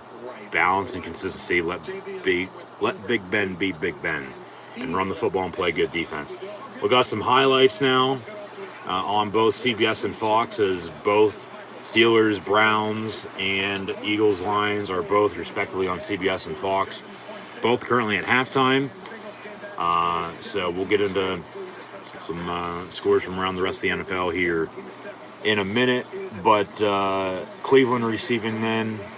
Rashad Higgins leads the way, 2 catches, 27 yards. Hooper, 2 for 14. Felton, 1 for 14. Harrison Bryant, 1 for 12. Jarvis Landry has a catch for 19 yards. OBJ, 1 for 6. He's had a quiet afternoon. He's had a quiet season with the Browns. Nick Chubb, 1 for 8. Johnson, 1 for 7. But these defenses are playing extremely well right now. Of course, there was a fumble on the one punt return, which Pittsburgh ran into the punter. It's 5 yards, penalties declined. They recovered the fumble anyway. That's been the only turnover. Penalty-wise, yeah, like I said, there's been a few penalties that have hurt the Pittsburgh Steelers. And, I mean, in the end, it is what it is. I mean, there's nothing you can do about it. And you just got to play better. It seems like, for the most part, they were all in the first quarter compared to the second quarter, though. So, nothing questionable by any means. Just let them play. Really, the only big sign of concern for Pittsburgh is going to be, is Chris Boswell going to return to this game? Because if not, and we don't know if Presley Harvin can kick a field goal, and we can punt and kick off if needed. He's a kicker, though. He's a specialist. He should be able to kick a field goal, I would think. Be it, of course, his first in his NFL career, because he's a rookie out of Georgia Tech. And he's punted well this year. So what makes you think he can't kick a field goal? Until then, I'm going to think he can kick a field goal. So I'll leave it at that for the time being. But, yeah. Pittsburgh's just got to continue on offense, run the football, balance and consistency, let Roethlisberger be Big Ben, continue your dump offs, your check downs. Neither team's really taking any deep shots, which a little bit of a surprise, but at the same time, not really, but still going to have football to be played, so we'll see what gives. I'm sure something will. But on defensively, just continue to play good defense. I thought they played well to this point. Cleveland, in the meantime, playing pretty good too. So it's 3-3. I mean, maybe it's a tale of two halves, and both of these offenses come out and just show out, and we get into a shootout in the second half. But I doubt that much. It'll continue to stay low scoring. Cleveland is favored by about 5. Really, as long as Pittsburgh wins, that's all I care about. If it stays the way it does, and I feel it will, it'll be a low-scoring final. Say 13-10, maybe a little bit more. Hell, maybe even a little less. Maybe since it is Halloween, we get some trick plays. Maybe something crazy and wild that we're not expecting, like that fake field goal, and then Boswell goes down with an injury. I mean, he seems all right. I feel, he'll be okay. But if he can't come back, like I said, until I see otherwise, I'm going to say Presley Harvin can kick field goals. Hopefully, knock on wood, he can. But maybe it's a 5-3 final, or a 6-3 final. But until then, we're at halftime with the Steelers and Browns tied at 3. So those are your first half stats and scores from Pittsburgh and Cleveland. 3-3, Steelers and Browns, all tied up. Before we see what the hell else is going on this NFL Week 8 around the rest of the National Football League,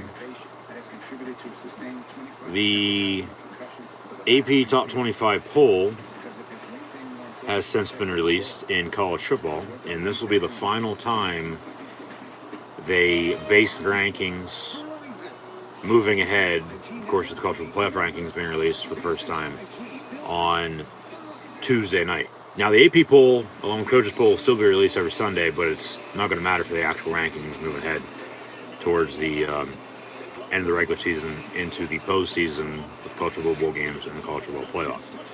So your AP Top 25 poll following Week 9 to close out the month of October into November with some action on Tuesday and Wednesday this week. We'll preview college football here the second half for next week as well, along with see what's ahead for the NFL next week too, with the Steelers hosting the Bears next Monday night. So hopefully tune in for live watch along reactions. Then just be sure to hit that red subscribe button, like, follow, and subscribe on social media. Links in the description below. Notification bell next to it as well, so you can get notified. But your AP Top 25 poll for college football is as follows. Georgia still 1, Cincinnati still 2, Alabama and Oklahoma are 3 and 4 respectively, and now Michigan State jumps Ohio State for the 5th spot. Ohio State, the Buckeyes, are 6 after, even with a win last night at home against Penn State by 9, 33-24, they drop from 5 to 6. But Michigan State in an 8-6 matchup upset ranking-wise Big Brother at home yesterday afternoon as Michigan falls to 9.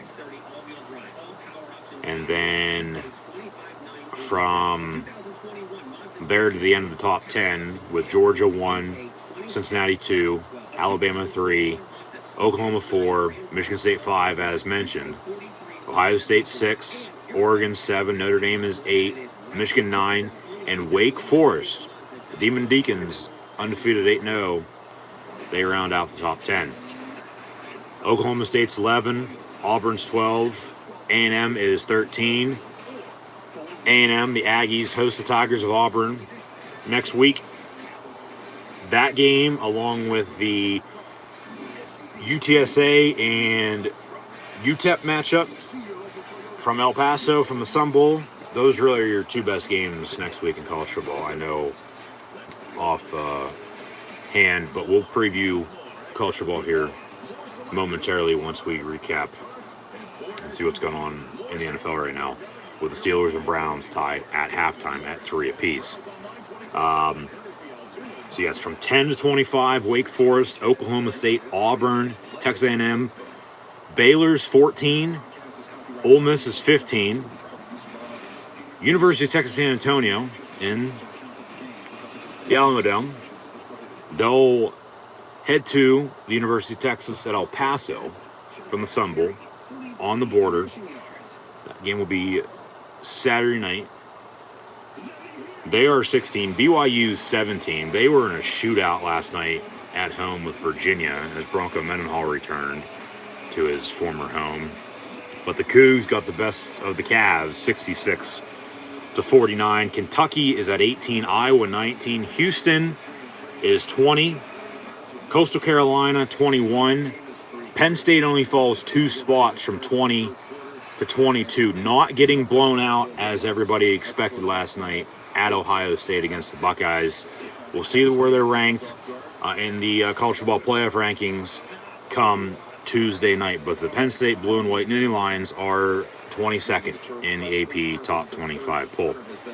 SMU, following their bizarre loss at Houston last night on a game-winning kickoff return, 100 yards for a touchdown. The Cougs defeated the Mustangs. Houston's 20, SMU is 23. Louisiana Lafayette 24, and Fresno State with a big win last night as well at San Diego State as they drop out top 25 poll to the Aztecs. The Bulldogs of Fresno State are 25. So that's your AP top 25 poll that was just released in college football. Back to it to begin the second half. Next commercial break, mark my words, we'll take a look around the rest of the NFL, so stay tuned. Begin the second half, though, Steelers receiving as they deferred their option, their choice of the second half, kicking off to begin the game. They're back deep to receive. Ray McLeod on the return, out past the 25 to the 27 would be first 10 Pittsburgh Steelers from there. So yes, next commercial break, we will see what's going on right now in the National Football League this Week 8. And once again, thank you for tuning in and listening. We are underway now officially in the second half with the Steelers and the Browns. Be first and 10 from the 27. Wanted to be aggressive. That's why they wanted to go for that fake field goal. I don't blame them. I mean, get a spark. I mean, it's quiet. It's low scoring. It's a defense shutdown. It's 3-3. You know, maybe that's, of course, what it was going to take to actually do something more than what you've already done, of course. But then if you don't get it, which they didn't, but then also, you know, maybe Cleveland capitalizes, but they don't. Pittsburgh gets the ball back, but they take a knee, and then we go to halftime. So, 2nd and 5 after a 5-yard run by Najee Harris. I guess Boswell's right now not going to be able to return. It'll be Presley Harvin pulling double duty, kicking and punting, with a cornerback in number 20, Cameron Sutton. With this Pittsburgh Steelers defense, the secondary's had a quiet afternoon, but neither quarterback's really thrown deep, as mentioned a little bit ago. It's been up front in the trenches. It's running the ball. It's the defensive line and the linebackers making tackles. No, but Cameron Sutton will be the holder with Presley Harvin going to kick. as normally Harvin's the holder when Boswell kicks, but Boswell's injured. So, it would have been similar to, or it is similar, I should say, following a completion on 3rd and 5, 4th down, Steelers on to punt. Here comes Presley Harvin. The punt, he'll kick. Sutton will hold for field goals as they have to kick it. But I remember when Heath Miller was still playing, and that seems like forever ago because he's been retired now for a few years. Of course, they had him. Jesse James caught it. It was a touchdown against the Patriots before Christmas a couple years ago as well, if you did not recall. Steelers on the return, good punt coverage, and they bring down Cleveland right on the spot. Got a penalty flag, though. So it'll be first down for Cleveland, but we got a penalty flag. See what the dirty laundry is. And then we'll go to break. We'll recap what's going on right now in the NFL. During the kick, illegal block in the back on the receiving team.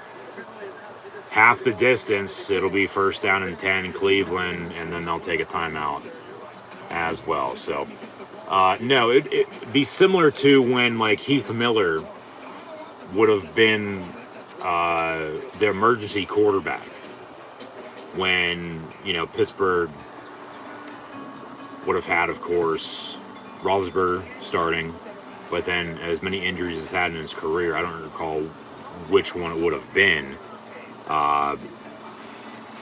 And then really, honestly, who the hell the backup would have been if they are also injured. It might have been Mason Rudolph. It might have been Josh Dobbs. I know damn well it wasn't Dwayne Haskins. He still would have been in college at Ohio State at that point in time. Of course, first-round pick out of Ohio State to Washington, the Redskins, who have since changed their name to the Washington football team, and then what's their new nickname will be next year.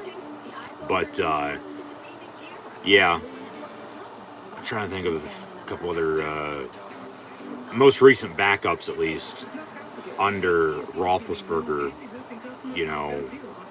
dating back, of course, to when he entered the league. He backed up Tommy Maddox. You have Charlie Batch, Dennis Dixon. I'm sure I'm missing a few. I know Vic came in, played in, 2015 for the Black and Gold. Won a few games. I'm trying to think of a couple other former backup quarterbacks for the Steelers. But it's been Big Ben Roethlisberger for the past, almost 20 years. In his 18th season out of Miami, Ohio. He's an Ohio kid. He's won more games against the Browns and Bengals as the Pittsburgh Steelers quarterback than until, of course, Mayfield and Burrow arrived, but that record's still going to stand for the time being, than any other Brown or Bengal quarterback. So,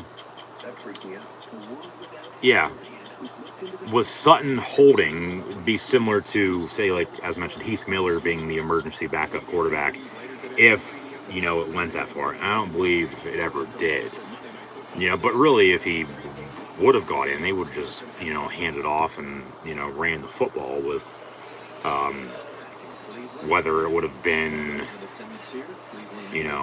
go back in the record book as well with all the running backs the Steelers have had through the years. And now anymore, it's by committee, basically, for every team in the league. Now it's Najee Harris. We've seen McFarland and Ballage today. Jalen Samuels, unfortunately, got cut. But we'll see. I don't know if they re-sign him to the practice squad or not. And then there's also Benny Snell, but when Snell's in there, he doesn't do jack shit anyways. That's why, once again, I don't know why the hell they didn't cut him at the end of the preseason, but they've held on to him, and we'll, of course, see what happens in the kicking game if it comes down to, for the Pittsburgh Steelers, with Presley Harvin and now Cameron Sutton going to hold. Got a holding on the Steelers. It'll be a 10-yard defensive hold. And another 1st and 10 for the Cleveland Browns. And mark my words, I know I ranted about whatever the hell I've just been talking about. I'm not necessarily a rant, just speaking, discussing what's going on. I said I was going to recap the NFL with what's going on right now. Next commercial break. Believe me, we'll get to it when we get to it.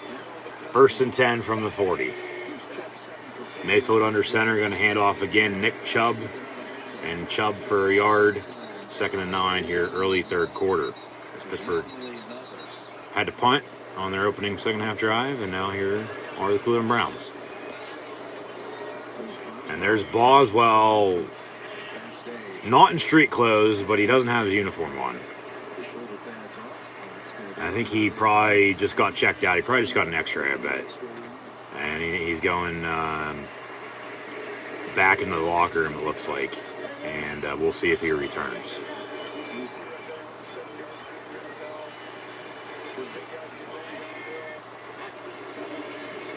Second and 9 for the Browns from the 40. And a 1st down to the Steeler 40. In Steeler territory now. 1st and 10. Cleveland, pass complete. Jarvis Landry over the middle. And we're about to enter the dog pound. As Cleveland's looking to take another lead and extend this 3-3 tie.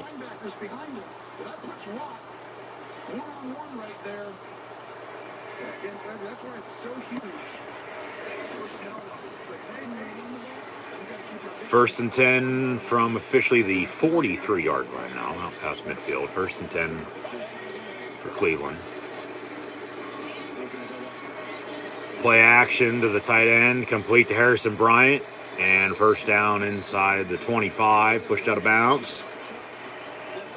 Simple play action pass. Go to your tight end, run it till they stop it. It's been a running game, it's been a tight end game. And it's what defense is going to bend doesn't break, along with Pittsburgh now having issues potentially in the kicking game.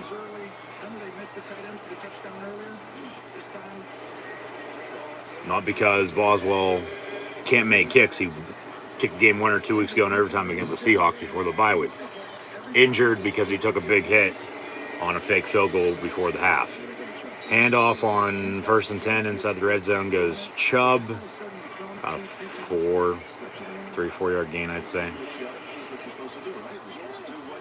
4 yards officially, 2nd and 6. In the meantime, back to the second half action as well with the Eagles and Lions. And Philly, once again, going to extend their lead, 23-0. However, there is a penalty flag.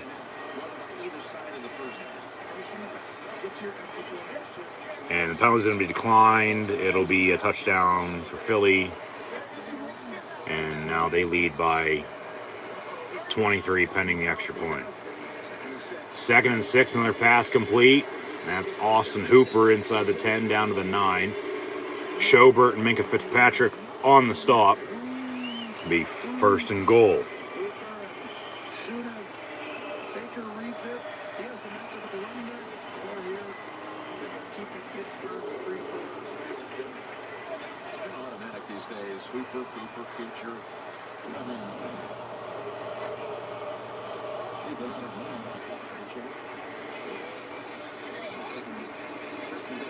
From the 10 officially, 1st and goal. Steeler defense. Jesus Christ. That's going to be a face mask. 15 yards. It'll be half the distance, actually, so it'll be 1st and goal from the 5. Durance Johnson on the give. Nowhere for him to go. It's up the line of scrimmage, but we've got a penalty.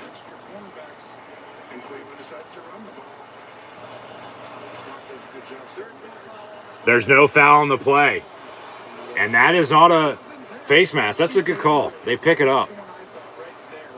As TJ Watt said, yeah, I grabbed him by the shoulder pad. I grabbed that and brought him down that way, tackled him. Yeah, that's not a face mask. And that's not a horse collar either, because it was in the front on his chest rather than, pulling him down from behind. 2nd goal from the 10. Landry in motion near side. Mayfield in the gun, going to fake the give. Actually, he does hand off, excuse me. And Johnson's going to walk into the end zone for a Cleveland Brown touchdown as The first touchdown in this game is, in fact, scored with 9:36 to play in the third quarter. A 10-yard rushing touchdown by Ernest Johnson, who is the number 2 this afternoon behind Nick Chubb, as Kareem Hunt, of course, is on IR with an injury right now. But a couple missed tackles by Bush and Hayward, but a nice sweep and a good block, and he walks in for 6. Extra point on the way, but first touchdown in this game goes to Cleveland. Took a while, but here we are, 10-3 now, 9:36 to play in the third. And they take their second lead. They led 3-0. Pittsburgh tied it at 3. We were 3-3 at half. Now it's 10-3. Browns leading the Pittsburgh Steelers following a 10-yard rushing touchdown. As mentioned, NFL Week 8. We'll recap. See what's going on right now. Week 8 began on Thursday night. The Green Bay Packers defeated the Arizona Cardinals 24-21. Sunday Night Football still to come later on tonight.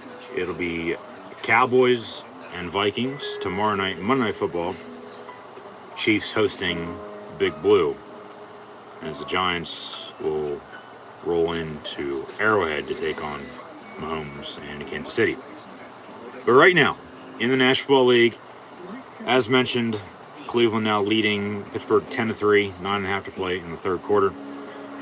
Atlanta 10-9 leading Carolina at home in the third. Bears 16-9 leading San Francisco from Chi-Town. Dolphins Bills still tied at 3. So a lot of low-scoring affairs. But I guess I'm wrong in that regard. Take a look ahead here. Well, Eagles, 24-0 now over the Lions. Same score with the Rams leading the Texans. And then we have 2 17-14 games. Bengals leading the Jets at halftime by that score of 17-14. And arguably, like I said earlier, this Steeler-Brown game, along with the Titan-Colt matchup from Lucas Oil Stadium in Indy, those are your 2 best games right now, on paper at least, going into Week 8 here at this 1 o'clock window, as the Colts lead the Titans 17-14 as well, early third quarter. Still to come, though, this NFL Week 8. 4 o'clock kick from Southern California, of course, 1 p.m. local for the Chargers and Patriots. Jaguars, Seahawks, Skins, and Broncos for the Washington football team in Mile High, taking on Denver. Buccaneers, Saints is America's Game of the Week at 4:25 on Fox. And then Cowboys, Vikings, Sunday Night Football on NBC. Monday night, as mentioned, tomorrow night. To begin the month of November, it'll be Giants and Chiefs. Teams currently on a bye week. This NFL Week 8, Baltimore and Vegas.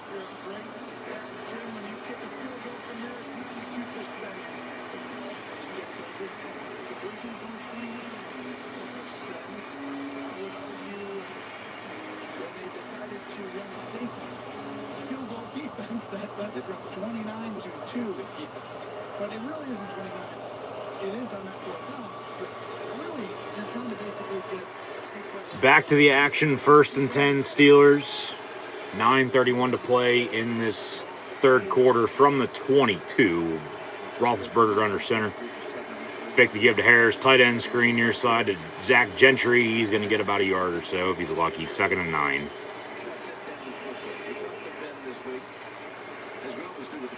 Leading into our matchups. Of course, it was raised at 20 miles away, over in Finland. We got to see one professional sporting event as a young lad growing up in the northwest portion of the state of Ohio, and that was when he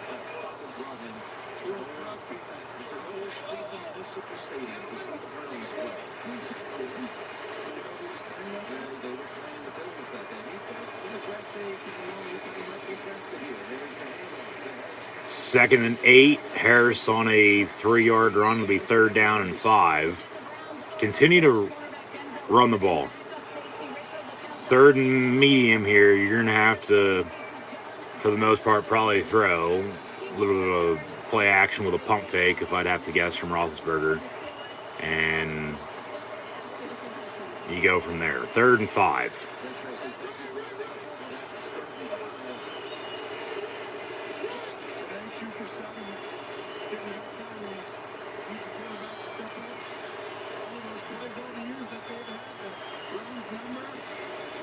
Ben going to go far side on a comeback. Deontay Johnson makes the reception. 1st down and 10 for the Pittsburgh Steelers.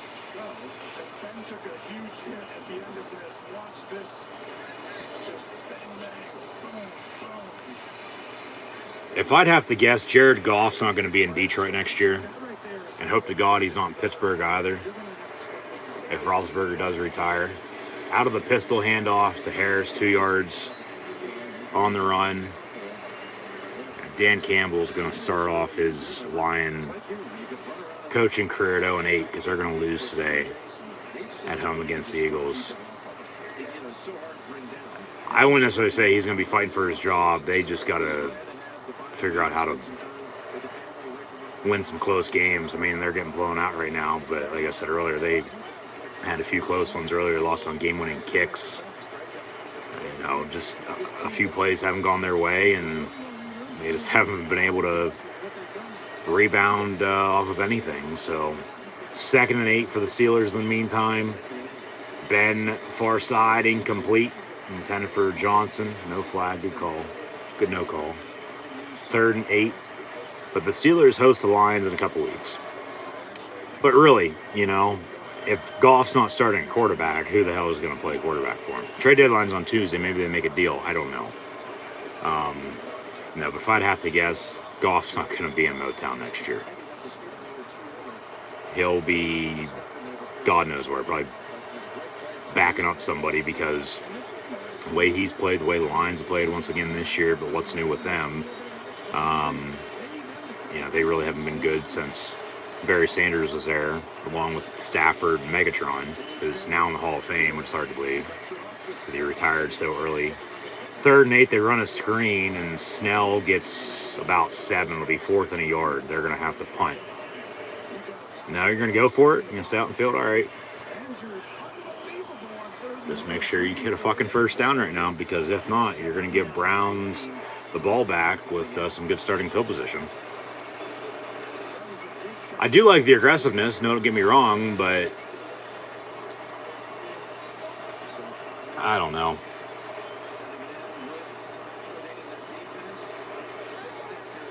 Fourth and 1 out of the eye. Maybe just draw drum off sides. No, they're going to run it, and Harris, he's going to get a 1st down.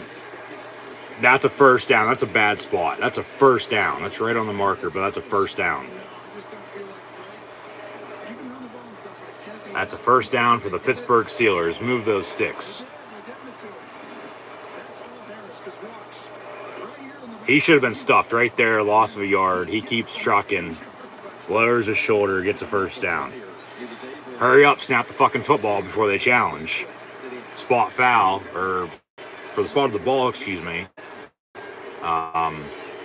And a little bit of a high snap. Ben looking to throw. It's complete to Claypool for a 1st down to the 35. Okay. That play was almost dead from the start with a high snap. Looked like he was going to hand off and be stuffed in the backfield, but then, yeah, Ben just decided to turn near side real quick and throw it, and one-on-one with Claypool, and he comes down with the grab, 1st and 10. Steelers. In the meantime, Chris Boswell has been rolled out for the rest of this game with a concussion, so it will be Presley Harvin pulling double duty, kicking and punting for the black and gold. From the 35, 1st and 10. Handoff to Harris again. About a yard on that run. Ball comes out, but he was down. No, but like quarterback situation, like right now, nobody really needs a quarterback. I mean, there are a few teams maybe, but the way the trade deadline's gone the past 2 years, it heats up just like the baseball trade deadline anymore. That's what it seems like, at least. And then in the off season, it's with how the coaching carousel is in college, in the NFL, for head coaches moving on or getting fired, taking a new job, whatever the case may be. 2nd and 8 for the Steelers here. We'll get back to that topic in a second. In the flat near side, complete to Freiermuth. Nice stiff arm, first down run, catch and run for him. Near side, first down, Steelers inside the red zone. Clock's going to roll here. 4 minutes and change to play in the third. 1st and 10, Steelers. Nice broken tackle by the French fry from the 12, 1st and 10.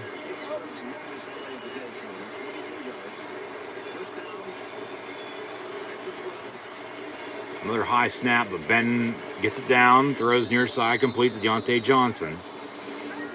He's second and about 6. But the offseason quarterback free agency period, with NFL free agency as hot as it always is, it's turned into, for the most part, because you got to have a quarterback to win. It's a quarterback-driven league. You don't have a quarterback, you're not going to win. Roethlisberger's never had a losing season as long as he's been in the NFL. And he's the longest tenured Pittsburgh Steelers quarterback in history. He's the longest tenured NFL quarterback in history as well to play with one single team at 18 years. A couple injuries by Cleveland here on defense. Presley Harvin starting to warm up on the sideline, kicking field goals. I feel like he'll be all right. They're going to take a commercial break for some reason. I don't know why. But, no, we'll get to the offseason when we get there, as always. It's one thing at a time. Still got to worry about what's going to happen here today, and then one game at a time till the end of the season. And knock on wood, hopefully the Steelers are going back to the playoffs.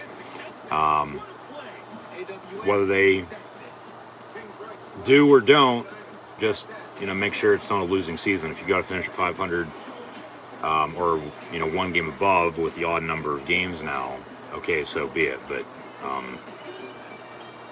the future's still bright for Pittsburgh. Mike Tomlin's not going to be leaving.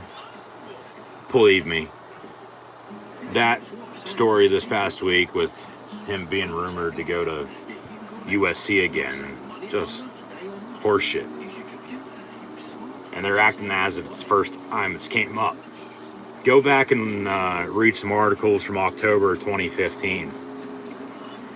Same discussion with Tomlin leaving the Steelers to go to USC after they fired Steve Sarkisian before Clay Helton got the job. And then Clay Helton just got fired. Now they want Mike Tomlin again. Like he had said, why would he go coach college football? There's not a big enough booster with a blank check that's going to sway him out of the Steel City. Tomlin's not going anywhere, so don't worry. So yeah, there's that. That was just like, what the hell? That was for attention is all that was.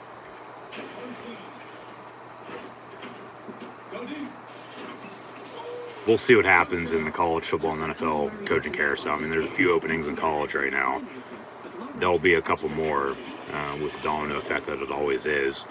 Right now in the NFL, though, it's just the Raiders with John Gruden becoming the scapegoat for the National Football League and the investigation of the Washington football team and stepping down. He was not fired, however you want to put it. Still in the end, he's no longer the Raider coach, and it's been like that now for a few weeks. A few openings that could open up maybe in the NFL. We'll get to that topic in a minute. 2nd and 6 from the 8, out of the pistol, another handoff, Najee Harris, and he's going to walk into the end zone. Touchdown, Steelers. 2 10-yard rushing touchdowns on back-to-back drives by Ernest Johnson and Najee Harris. He's 16 for 70 now with a score, and the Steelers finally have a running game. And they're continuing to play good defense.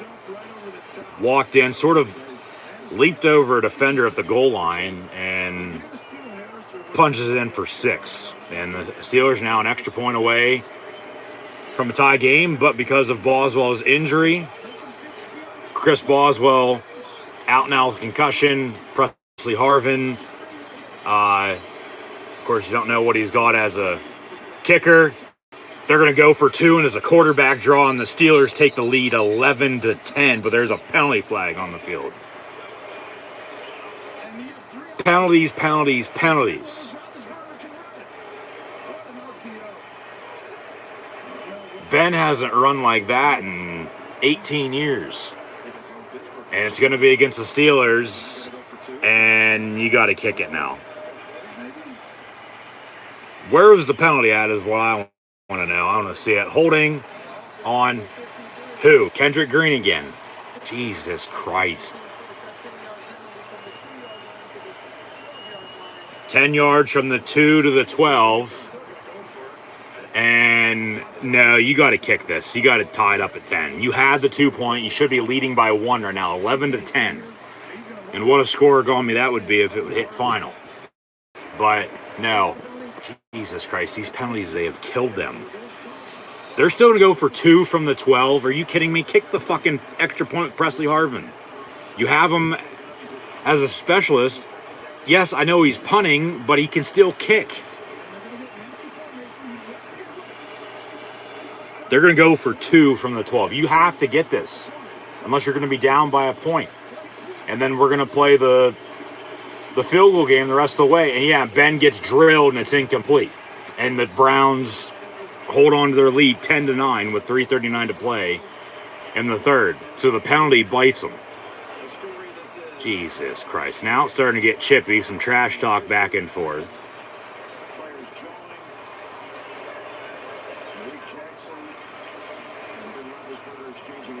They obviously don't believe in Presley Harvin to kick an extra point or, hell, let alone a field goal for him.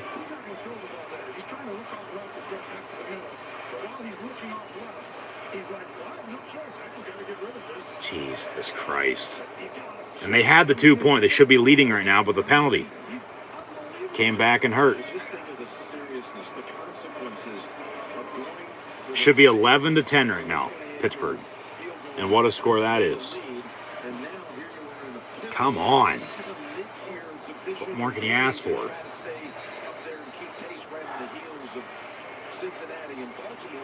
It's the penalties. It's the holdings that going against them today. There's an illegal formation. It's the big plays have been called back for penalties against the Steelers. But keep your head up. Go back to work. Defense. Bring the steel curtain down. Presley Harvin on to kick off now for the Steelers. And it's going to go out of bounds. So, I guess that's why they don't have him kick. That's why they're going to have to go for 2 all the time now. That's why they still went for 2 from the 12. Jesus Christ. Where's Ocho Cinco when you need him to kick? No offense to Presley Harvin. I guess that's why he's just punting. And, Boswell has been rolled out with concussion. So deciding to go for it on a fake field goal is coming back to bite him. Because he wouldn't have took a hit like that if he wasn't looking to throw, if he would have just kicked it. You're up 6-3. You score then. Even if they score a touchdown, you're still leading, but now you're down by 1. 10-9 with 3:39 to play in the third. Chubb on the run, and Cameron Sutton, who's the holder, but he's not holding because they didn't kick the extra point. He makes a stop in the backfield for a loss of 2, 2nd and 12 for the Steelers. 2nd and 12, for the Browns, as they just got the ball back from the Steelers after the Steeler touchdown. They go for 2 because of the Boswell injury. They get it, but then a holding, and then they don't get it. So 10-9. 2nd and 12 for the Browns. Empty set 5 wide from the 38-yard line. 3:03 to play in this third quarter. Pump fake by Mayfield. Pass Incomplete. Good coverage by Joe Hayden, a former Brown first-round pick out of Florida, I might add. It'll be 3rd down and 12.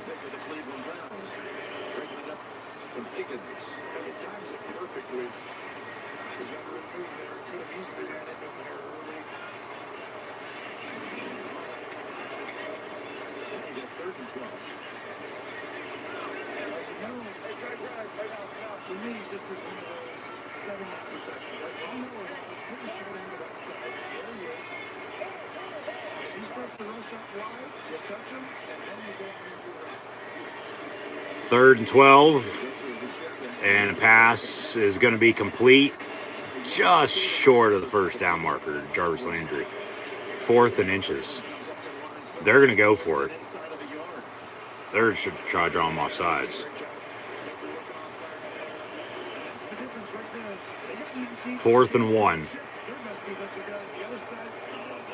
Got a few low-scoring games right now. A couple average. Couple shutouts right now as well, ongoing.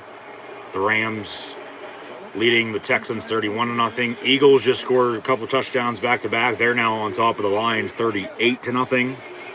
4th and 1 out of the eye for the Browns. Yeah, he's just drawing them offside. Delay a game, and it'll be 4th and 6, and the Browns are going to punt. Steelers getting the ball back. So you play good defense, just move on.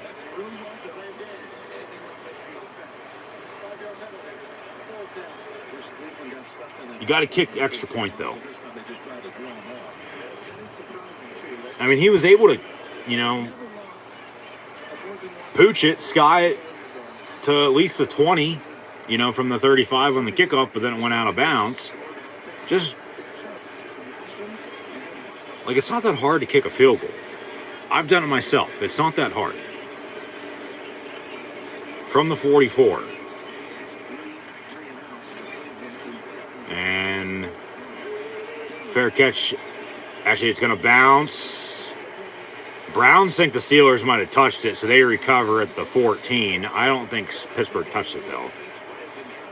We'll see. It's going to be Steelers football at the 14-yard line, 1st and 10. Going to have to see a replay, and then if Cleveland, of course, wants to challenge. 1:42 to play in the third. Both teams, of course, all 3 timeouts. Did it touch the Steeler player? Yeah, I don't know. Justin Lane might have hit it. Might have hit his left hand. Cleveland recovered, so if they want to challenge and they feel, with that, it's did the ball change direction is how they'll look at it if it does go under review. Cleveland recovered, so like I said, if they want to look at it and then overturn it, well, it's going to be Cleveland Brown football, 1st and 10 inside the red zone. But right now, it's 1st and 10 Steelers from there down a point, 10-9. So, if I'd have to guess, even if they still looked at it, they're not going to have enough to overturn it because they have to find undisputed evidence to overturn a call.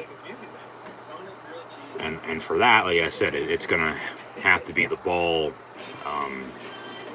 changing direction as if it was touched, with like a deflection of some sorts. But we'll see, of course, what happens when we return. Thing is, the call on the field was it wasn't touched. It's, downed on the punt return. It's 1st and 10 Steelers from the 14-yard line. So, yeah, we'll see. Of course, once we return out of this commercial break, what it'll be. But no, we discussed the other night really how the NFL standings are looking entering Week 8 following the Packers win on Thursday Night Football against the Cardinals, 2 months into the season. And we'll continue to do that, when time's right. Talk coaching carousel as well. But jobs that could open up, with the Raiders being the only NFL opening right now. Take a look around the rest of the NFL. I get Robert Saleh's in his first year with the Jets, but maybe the Jets, the Dolphins maybe. Nothing in the AFC North is going to open with the way the Bengals and Browns, Steelers and Ravens are all playing right now. It's right now arguably not the best division in football, but it's for the most part probably the most balanced, with as even as these teams are. Only a few games apart. 2 months in, when you have no more unbeatens, of course, but then you still have a winless team in the NFC with the Lions. It'll be 1st and 10 Steelers. Officially from the 17-yard line they spotted at. 1st and 10 from there. Fake the give. Pass to the tight end, and Zach Gentry, a former Michigan quarterback, he gets a Pittsburgh Steelers first down. The Texans might open. The Jags would open up again if, of course, Urban would leave, but right now I don't see that happening. That's sort of gone stale with that discussion. Of course, they're coming off a bye week. A couple weeks ago, they won in London on a game-winning field goal. But yeah, I don't see him leaving Duval. At least not right now. There's a whole lot of discussion about it with the video, and then once the John Gruden shit came out, it's like that felt like that happened 10 years ago. The Urban Meyer video, when the email that was revealed leaked to the public, technically was 10 years ago from John Gruden, but I'll digress. 2nd and 7 from 33. Denver could open up if they had fired Vic Fangio. Roethlisberger looking to throw, complete to Harris. He's going to stiff arm, get a Steeler first down out to midfield. Shoulder as well. Getting a few extra yards. That's Pittsburgh Steeler football right there. Physical. Smash mouth. We're going to beat you. Now try to stop us.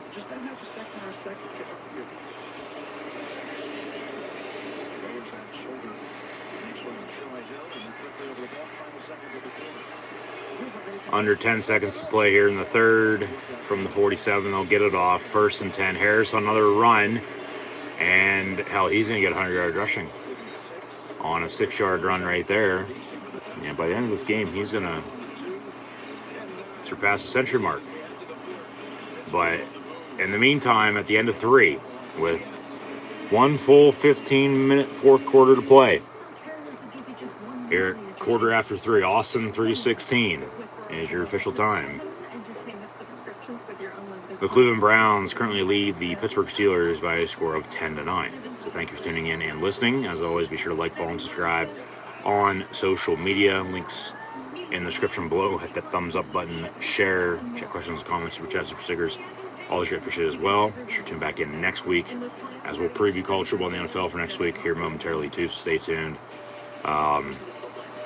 Yeah, college football and NFL live watch along reactions next week, so be sure to hit that red subscribe button, little notification bell next to it as well, so you can get notified once I am officially live right here on YouTube with a live watch along reaction stream. NFC wise, for NFL potential openings, I mean, the Giants, the Eagles, they never should have fired Doug Peterson. I said it then, I'm saying it again. Nick Sirianni's not the right guy for the job. Now, they're beating up on the Lions, but the Lions are winless. So, yeah, 38 for them would be like probably 10, maybe 20 points total for them against a good team. Because the Eagles are 2-5. No offense. They've not that had good of a season so far either.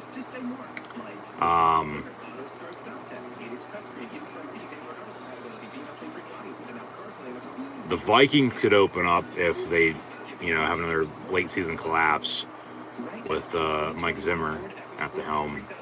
I don't feel like they'll fire him, though not right now at least, as they're sitting pretty. We're just right behind Green Bay in the north. Matt Nagy's going to get canned, I think, in Chicago.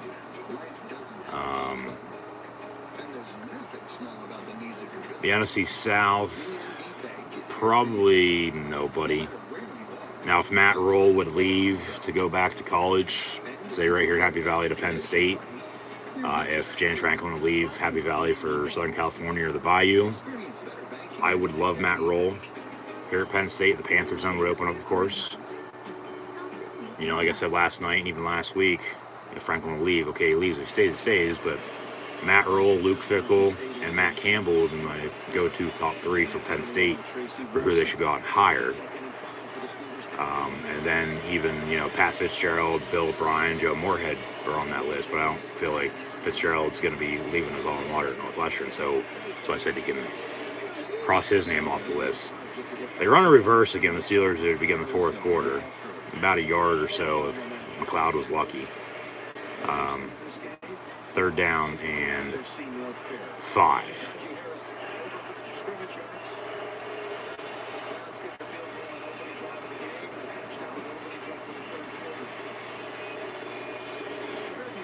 Third and 5, another run, another first down for the Pittsburgh Steelers as well. Najee Harris needed 5. He got 5.5 and a first down for the black and gold. Run the ball. Please and thank you. They finally have a running game. Run. And then you beat them deep with a play action. The question is, when is Ben going to want to throw that play action pass? And who's he going to be throwing to? Maybe Pat Freiermuth. Hell, Ebron doesn't even have a catch today. The receivers have had a quiet afternoon as well. I get Johnson, Claypool, Washington have a few catches, but nothing major. No explosive plays really by either team. Nobody's really gone deep, like I said. But then it's Halloween, so what trick plays do these coaches have, of course, up their sleeve?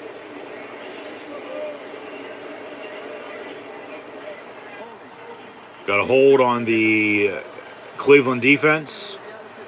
10 yards. Automatic first down. So penalties playing key in this matchup today. Got an update. What do we got? Titans Colts in the AFC South. Indy 24-21 over Tennessee as they near the end of the third quarter. Hell, we might get some bonus coverage. I'll take that. I mean, the Steelers, of course, trick play, I guess. Fake field goal. Couple reverses, but now out of the pistol, 1st and 10. Handoff. And McFarland going to be brought down the backfield for a few. And then a couple penalty flags coming from behind. So this is probably going to call back for another holding. Be 10 yards, they'll replay the down. Maybe a face mask, though, against the Browns. Yeah, it's 10 yards, they'll replay the down. And that was on number 69, the left guard himself, Kevin Dotson. As Kendrick Green's had a few penalties called against him. Kevin Dotson with a hold now. Chuk had a penalty earlier, I believe, if I'm not mistaken. So Dan Moore and Trey Turner, you're next. You get a penalty. You get a penalty. You get a penalty. That's where we're at right now. The Eagles with a field goal to extend their lead. They now lead Detroit 41-0. So, Fox, please switch this game over to something better. Actually, it was an offside on the line, so they're going to take the field goal off the board, and the offense is going to come back out. Pass complete to Zach Gentry, 1st down and 10, Steelers. A 25-yard completion down the middle from Roethlisberger, 1st and 10. The Lions jumped off sides. They take the kick off the board. So still 38-0. And Philly, well, we'll see if they have to kick still or if they score another touchdown or not. Claypool on a slant, breaks a few tackles, gets inside the 5, down to the 1, 1st and goal, Steelers from there. Punch it in, score a touchdown, play good defense, hold, and win this game. Officially from the 2, 1st and goal. Looking to take a lead. And Harris nowhere for him to go. Stuffed at the line of scrimmage. 2nd goal now from the 2.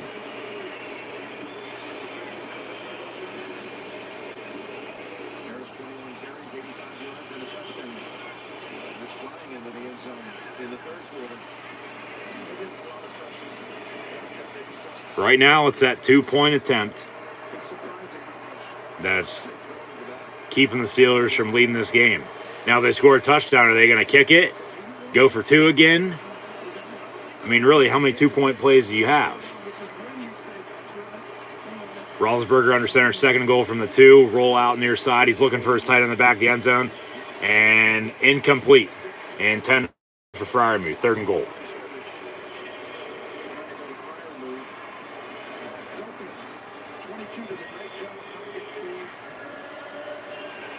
Good coverage by Cleveland. It was actually tipped at the goal line and deflected back, so incomplete. Third and goal now from the 2. Run it.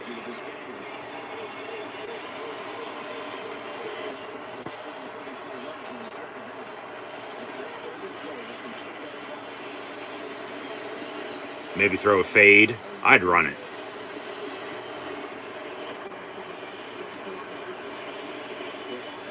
In the flat.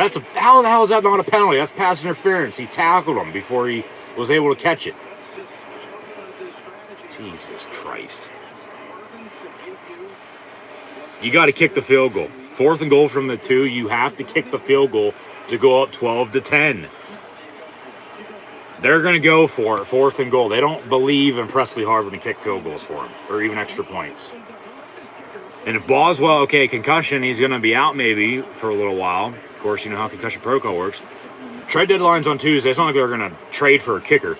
They'll go out and sign somebody.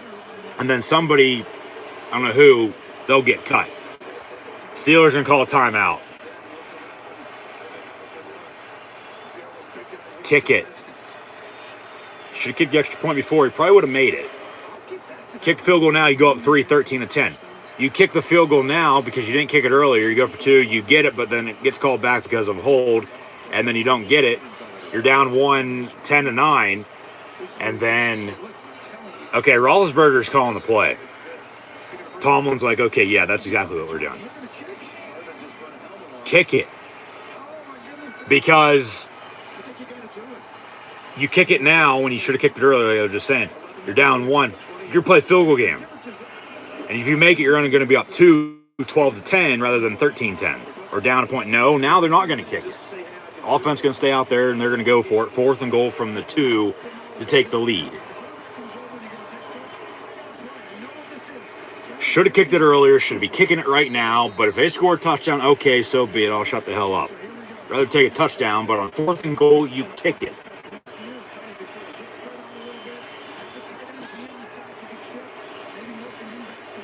I mean, if you don't convert, they got to drive the length of the field to score on you.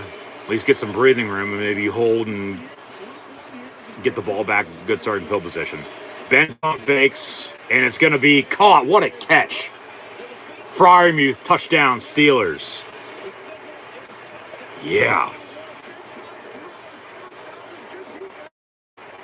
15, and now you go for 2 to make it a 17-10 lead. To make it a touchdown lead. That's a catch. Pump that Ben. Freiermuth had to go up for it. Good coverage. He caught it, bobbled it, juggled it to himself, and then that's a catch. That's 2 feet in bounds.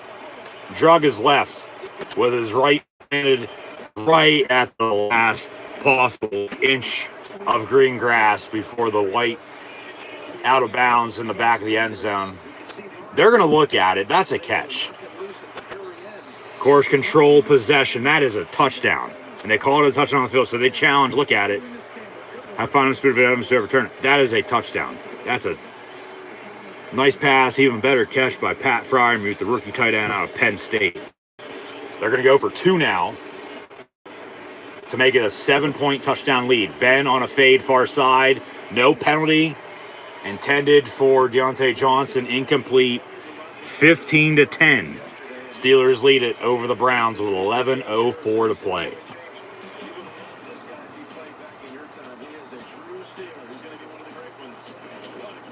The Steelers went from Heath Miller to Jesse James, now to Pat Freiermuth.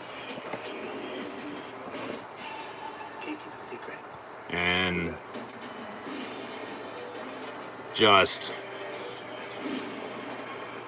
the Steelers are finally playing Steeler football. They're able to run it. They're still playing good defense as they've played. Ben's being Ben, and he's able to get it to his playmakers at wide receiver and now also at tight end. And before too long, okay, they got Ebron, a former Lion and Colt, now a Steeler, before last year. He had to learn to catch with Deontay Johnson last year, but they've since learned how to catch. But he doesn't have any catches today. Freiermuth before too long is going to be the true number one tight end in the Steel City, as he just was right here in Happy Valley for Penn State the past couple years. They hit the nail right on the head with Harris and Freiermuth in back-to-back picks in the first and second rounds this past year in the draft. The Steelers have always drafted well. They've always built from within. They never really go out and sign anybody free agency-wise. And when they do, it's a big deal, depending on, of course, who it is. You know, they made a few acquisitions last year, more so than not, more than I can remember. And for the most part, yeah, on defense. But you play with who you have. You play with who you believe in. They obviously don't believe in Presley Harvin kicking Kickso for him. But circumstance-wise, you know, you don't expect Boswell to get injured. So, you know, like they said, aggressiveness, want to be aggressive. That's why they went for it on the fake field goal. He gets hurt before halftime. He's out with a concussion. And, you know, since then, I mean, it's worked out. I mean, a few things I thought, of course, could have went different. Okay, at least the kick didn't go out of bounds. Harvin to the 10, and then on the return for the Browns to the 20, first and 10 for Cleveland from there. But, you know, we're at this point now. It's 15-10 with under 11 minutes to play. So, we'll see how this game finishes up. But once again, just thank you for tuning in and listening. Be sure to like, follow, and subscribe as always on social media. And we'll see if the black and gold Pittsburgh Steelers can hold on to this win to get to 4-3 before hosting the Bears and Lions the next 2 weeks from Heinz Field. First and 10 from the 20. Fake the give. Mayfield gets hit by Hayward, but delivers a strike to David Njoku at the 44. First and 10, Cleveland. It's been a running game. It's been a tight end game. And it's what defense is going to bend doesn't break, because it's getting that. It's getting out of that low scoring affair, but it's getting to that point of, okay, it's an average score, but it's still old school smash mouth AFC North, you know, football with two blue collar teams with Pittsburgh and Cleveland. This is very similar to Pittsburgh going on the road to Buffalo week 1 and pulling it out. See if special teams plays a factor here late today like it did almost 2 months ago. But tight end screen to David Njoku again. And 9 yards on the reception will be second and short. So, and the other thing to keep in mind too is during that 3-game losing streak, even the 2 straight wins now to get to 3-3 before the bye week, the big play late that the defense has given up that has cost them, but then they've held on to win. We'll see what way that goes here in this final 9 minutes of football this afternoon. Mayfield under center, going to hand off, and about a yard and a half, 2 yards, he gets the first down, so they move the sticks. That's all they want, or needed in that regard. So they got what they wanted. They got a first down Cleveland. Touchdown will take the lead. But then if I'm Cleveland, do I go for 2 to make it an 18-15 game? So then if, you know, Pittsburgh drives and gets a field goal with Harvin, the tie, you get overtime, or do you just kick the extra point yourself and then still, if Pittsburgh would drive and score, or kick a field goal or even score a touchdown to win it, but then the field goal would win it for them 18-17. First and 10 from the 45, handoff, nowhere for Chubb to go. Second down and 10. But it doesn't seem to me like the Steelers are going to be kicking any field goals or extra points the rest of the way. They'll be trying to score a touchdown, and if they do score, they're going to be going for 2. So that's how it's gone the past, 2 drives. Finally, the Lions score some points. The Eagles on that last drive, remember, they kicked the field goal. Penalty on the line defense. It took the 3 off the board. Well, it still kicked the field goal, so 41-0. And then the Lions score their first points of the afternoon with a touchdown on a rushing touchdown up the middle. And it's 41-6 pending the upcoming 2-point attempt.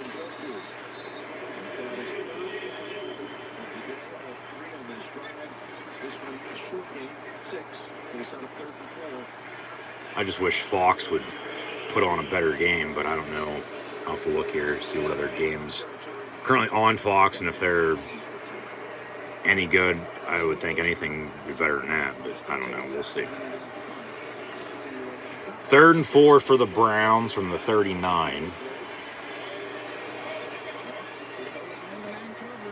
Yeah, put on Carolina, Atlanta. Put on San Francisco and Chicago, for God's sake. San Fran 23-22 over the Bears. Mayfield on a 3rd and 4, tucks it and runs, gets a first down before getting shoved out of bounds. They want a penalty flag. They're not going to get it. And then, of course, he gets up, starts celebrating. Why isn't that a taunting penalty? Just trying to get the crowd involved. And then see if they can capitalize off of it.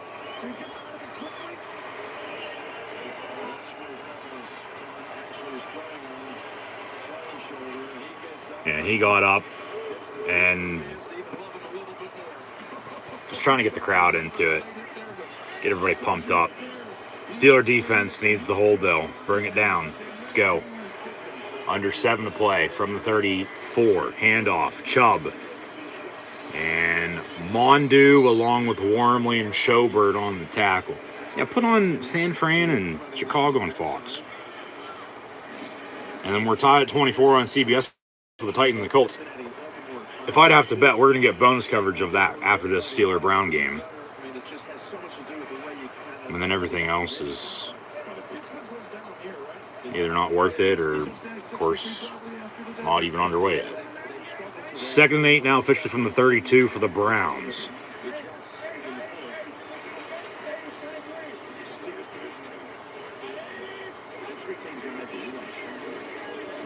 And a slant over the middle complete to Landry. And then a fumble. The Steelers recover. T.J. Watt recovers the fumble. And doing his best Hulk Hogan impression on this Halloween.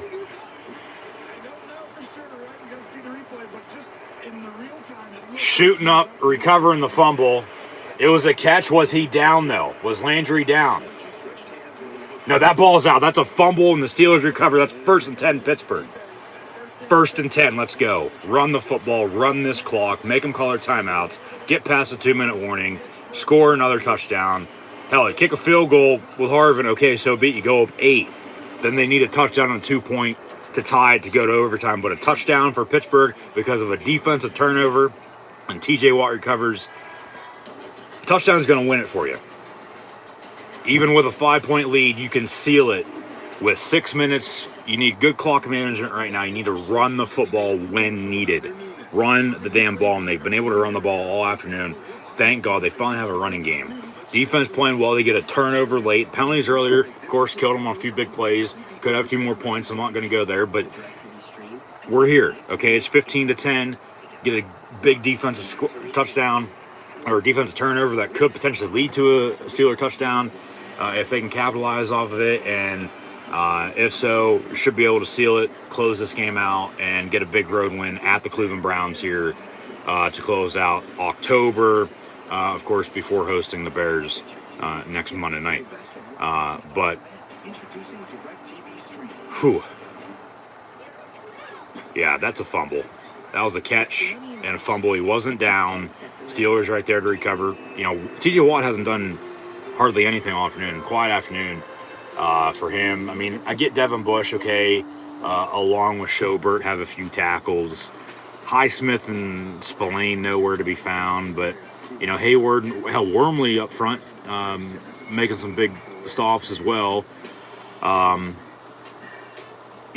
of course, out injured with a concussion, but offensively they're able to run the football with Najee Harris. Ben's being Ben. Tight ends, especially Pat Fryermuth coming alive. Just run the football on this next offensive drive. Run this clock. First down to first down to first down. Make them call their timeouts. Score a touchdown.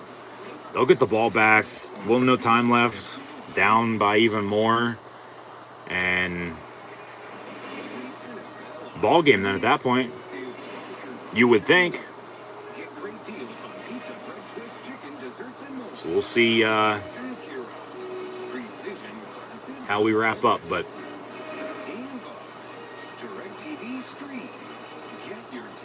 that was a big defensive stand by the Steelers, getting a turnover, getting the offensive ball back. Now you run the football, and the Browns are going to be back to being the Cleveland Browns. Now they're sitting pretty still at 4-3, but with a loss, they dropped to 4-4.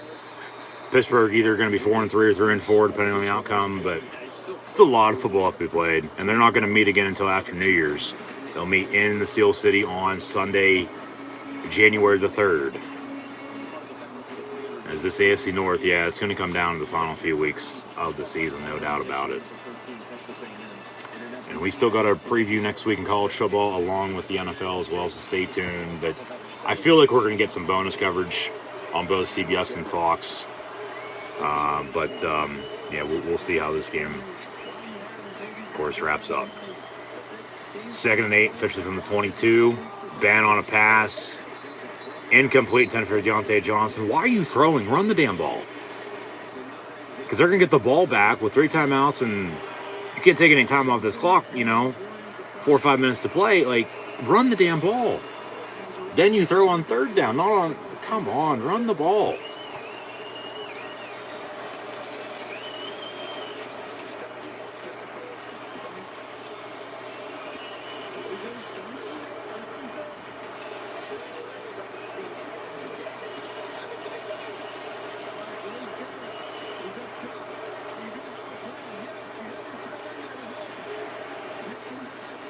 Third and 8, Roethlisberger once again looking to throw. It's caught by Deontay Johnson, and he's going to be brought down after a gain of 6, so it'll be short. 4th and 2, and the Steelers are going to have to punt. Browns going to let this clock roll, so they'll have 3 timeouts, plus 2-minute warning to try to drive and score a touchdown to win it. Why are you... Jesus Christ, run the football.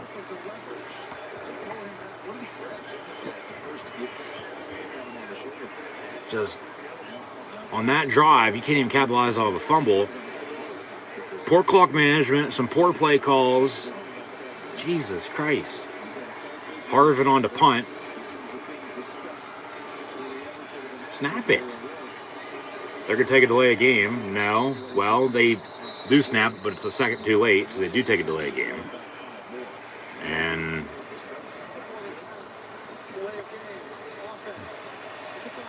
we'll repunt. They'll replay 4th down.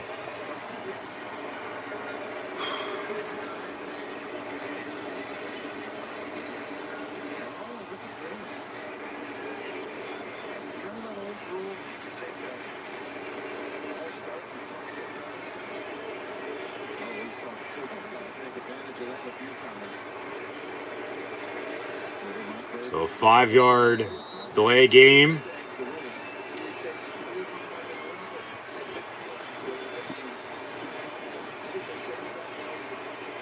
Harvin on the punt, gets it up and away. Going to be bouncing out of bounds around the 40-yard line. So Cleveland's going to have 60 yards to go, 3 timeouts, 4:22 to play. Score a touchdown, we'll win it. Steeler defense needs another stop.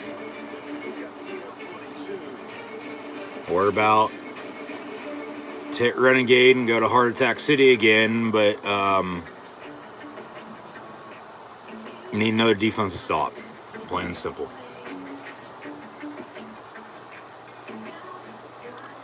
Next week in college football in the NFL,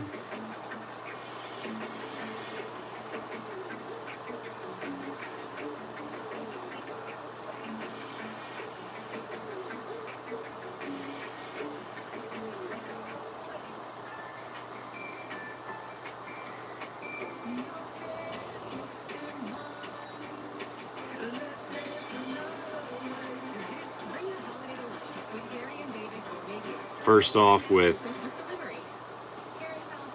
college football. Actually, let's recap a few of the late games from last night. First off, we'll start with Ohio State defeating Penn State 33-24. Notre Dame beat North Carolina 44-34. NC State over Louisville 28-13. Utah beat UCLA 44-24 as well. BYU and Virginia were in a shootout. 66-49 for the Cougs over the Cavs. Fresno State by 10 over San Diego State 30-20.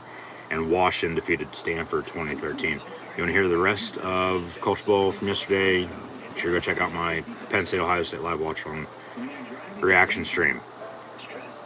College football week 10 will begin on Tuesday night in the MAC.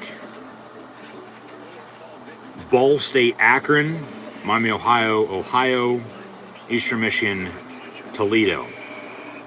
2 games on Wednesday as well this week. Central Michigan, Western Michigan, Northern Illinois, Kent State. Thursday, Georgia State, Louisiana Lafayette. Baseball season, regardless of what happens tonight, Game 7's Wednesday night. Baseball season will be done by Wednesday night. But it's, of course, football season, basketball and hockey season now as well.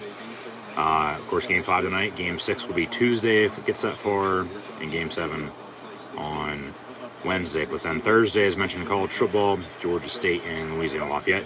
Friday in the ACC and Pac-12, Virginia Tech, Boston College, Utah, and Stanford. And then we'll get to next week in college football here, along with next week in the NFL as well here momentarily, so stay tuned. 1st and 10 on a gain of 12 for Nick Chubb, first down for the Browns.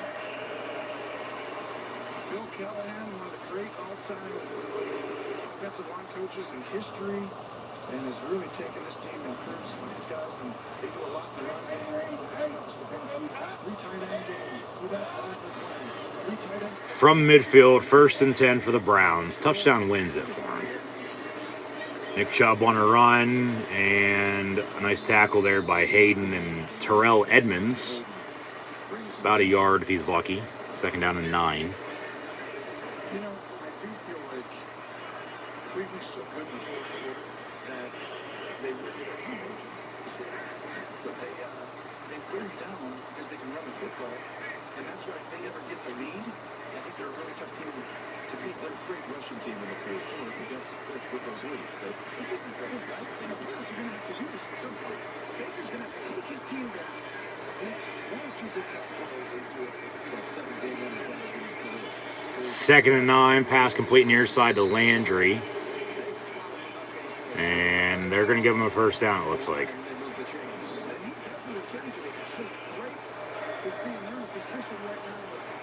Nice tackle by Edmonds, but he did get the first down, it looks like. But the little brother really wants to show the big brother all these years that we're here. We got you last year, West, but now we got to do it again and show you again. Can they do it and stand up? Pittsburgh did the same. You know, they've been defeated. They did the first time they beat Pittsburgh 3 straight since 1989. From the 39, 1st and 10, Mayfield looking to throw, complete and dropped by Landry at the 25. Good coverage by Hayden, Bush, and Watt. Incomplete, 2nd down and 10 with 2:57 to play. Game coming down to the wire.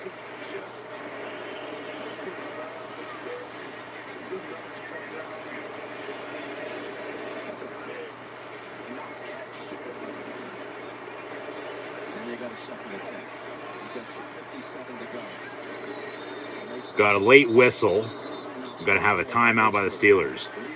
They'll have one remaining plus 2-minute warning with 2:55 to play. Up 5, 15-10 on the road against the Cleveland Browns.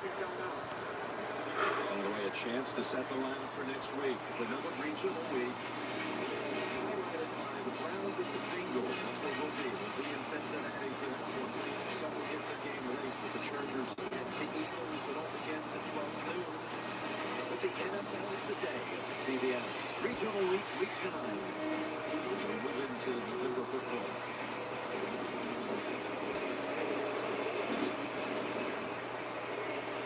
Last game-winning drive, fourth quarter for overtime for Cincinnati last year. Here's the game where they lost Odell Beckham to an ACL injury in that game. Beckham, by the way, has been quiet today. Just has one catch.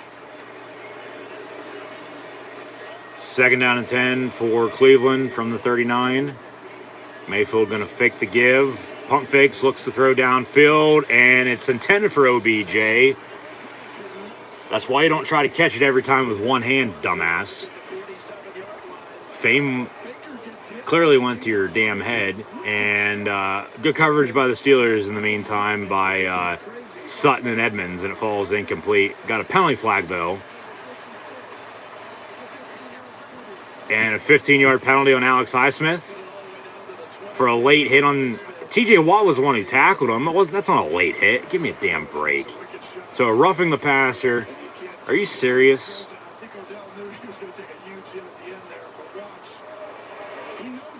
Okay, maybe a little bit on that, but not much. They threw it, nothing you can do about it. Move on. 15 yards, automatic first down. 1st and 10 for the Browns. Touchdown here. Going to win it for them, but the Steelers could still get the ball back, of course, with one timeout. And depending on when the Browns score, 2 minutes to play, under 2 minutes to play with 2-minute warning. We'll see.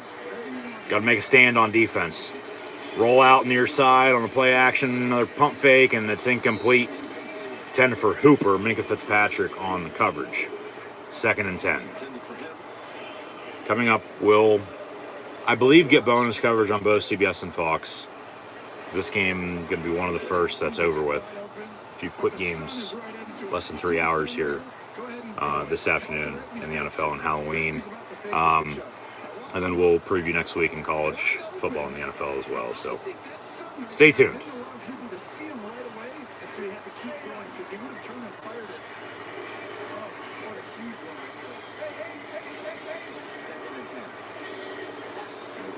Second and 10 from the 24. And Chubb on the give, but Alex Highsmith right there to bring him down the backfield for a tackle for loss.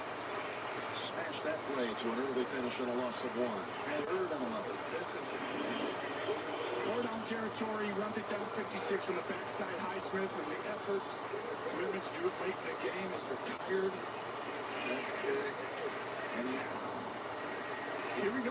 3rd and 11. So 3rd down and 11. Can we take this to the 2-minute? No, they got to snap it. There's a second differential between the play clock, which is ahead of the game clock, and then a false start by Higgins. It's 3rd and 16 now with 2:05 to play. Penalties, penalties, penalties. Eagles going to beat the Lions 44-6. They'll take us back to the studio here for a second. See if we get bonus coverage, maybe with the 49ers and Bears. 49ers leading the Bears with 3:27 to play, 30-22 from Chi-Town. We got bonus coverage on Fox. Should get bonus coverage on CBS with the Titans and Colts after this goes final as well, I would think. But we'll see. 3rd and 16 now from the 30. Mayfield drops back, gets rid of it. It's caught by Hooper, but then Schobert and Hayward, along with Devin Bush, they make the tackle for the Steeler defense. 1:58 to play, 2-minute warning. 4th and 12 for the Browns. They still have 3 timeouts. They could kick it, go down 2. Of course, onside kick, try to get the ball back, but I feel 4th and 12, they're going to go for it. And then Steelers with 1 timeout, run the football, then Cleveland will call their timeouts if they don't convert. Try to stop the clock, get the ball back then with under a minute to play, I would think. Maybe a little bit more, maybe a little less, depending on how the clock rolls. But, yeah, Cleveland's probably going to go for it here, 4th and 12 once we return. But they're going to have to get a first down to keep the game alive for the time being. Move the sticks. We'll see. Steeler defense needs another stop, though. No stupid penalties. If you get turnover, okay. Falls incomplete or you stop them short of the line to gain, all right. And then you run the ball on offense. But until then, the Browns have a 4th and 12.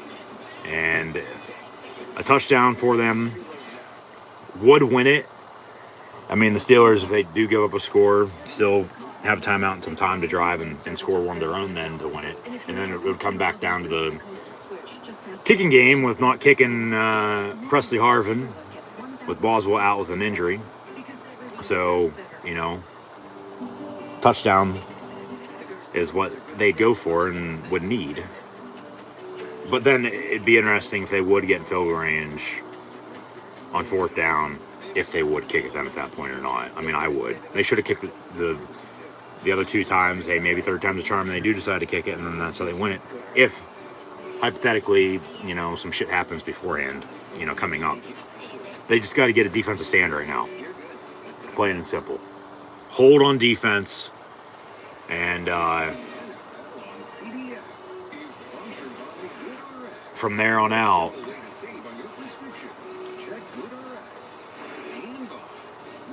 potentially hold on to win this game. Just hold on defense first, okay? Hold on defense. Tony, during that break, Chase 4th and 12. looking like he was loosening up, but they're going for it. And Cleveland's going to go for it rather than kick the field goal. They need the 14-yard line for a first down. From the 26, 4th and 12. Empty set 5 wide. Potentially here's your ball game, folks. Mayfield down the middle, and it's going to be dropped. Incomplete, the 10-yard line. Great coverage by Minka Fitzpatrick. Incomplete. Steelers get it back on a turnover on downs. 1st and 10. Now you run this football. You run Najee Harris. They have 3 timeouts, though, the Cleveland Browns do. They can stop the clock, try to get it back with little to no time left, and no timeouts to try to drive and score a touchdown and win it that way, too. It's a good pass. Of course, Baker pulling a flop there for potential roughing the passer again, just like another Ohioan played in Cleveland, bounced around the NBA. Of course, LeBron James is who I'm referring to. Steelers are getting the ball back. The defense holds. Run the football. No, it was a good pass. It was good coverage. It was just incomplete. Claypool in motion, run, 22. Handoff, lowers the shoulder, 2 yards. Timeout Cleveland with 1:47 to play. Run, 22. 22 dive, 22 sweep, 22 toss, run, 22.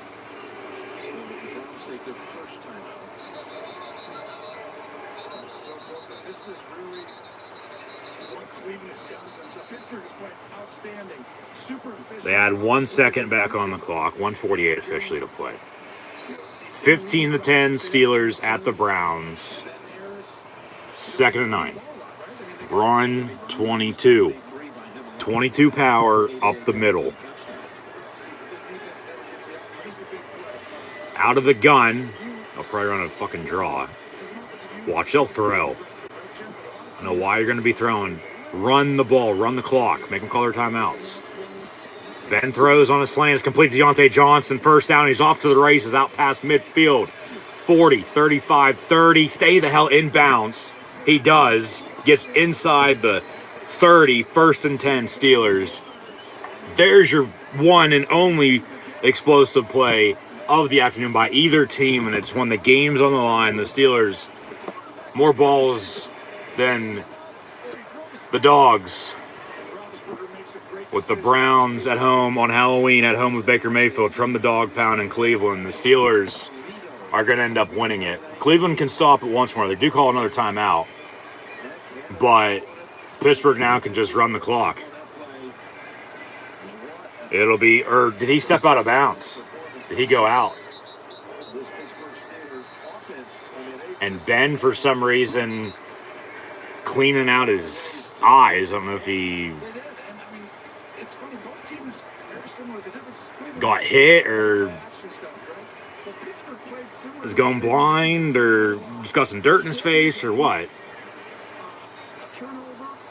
I guess he stepped out, and so the clock stops so Cleveland can keep a timeout.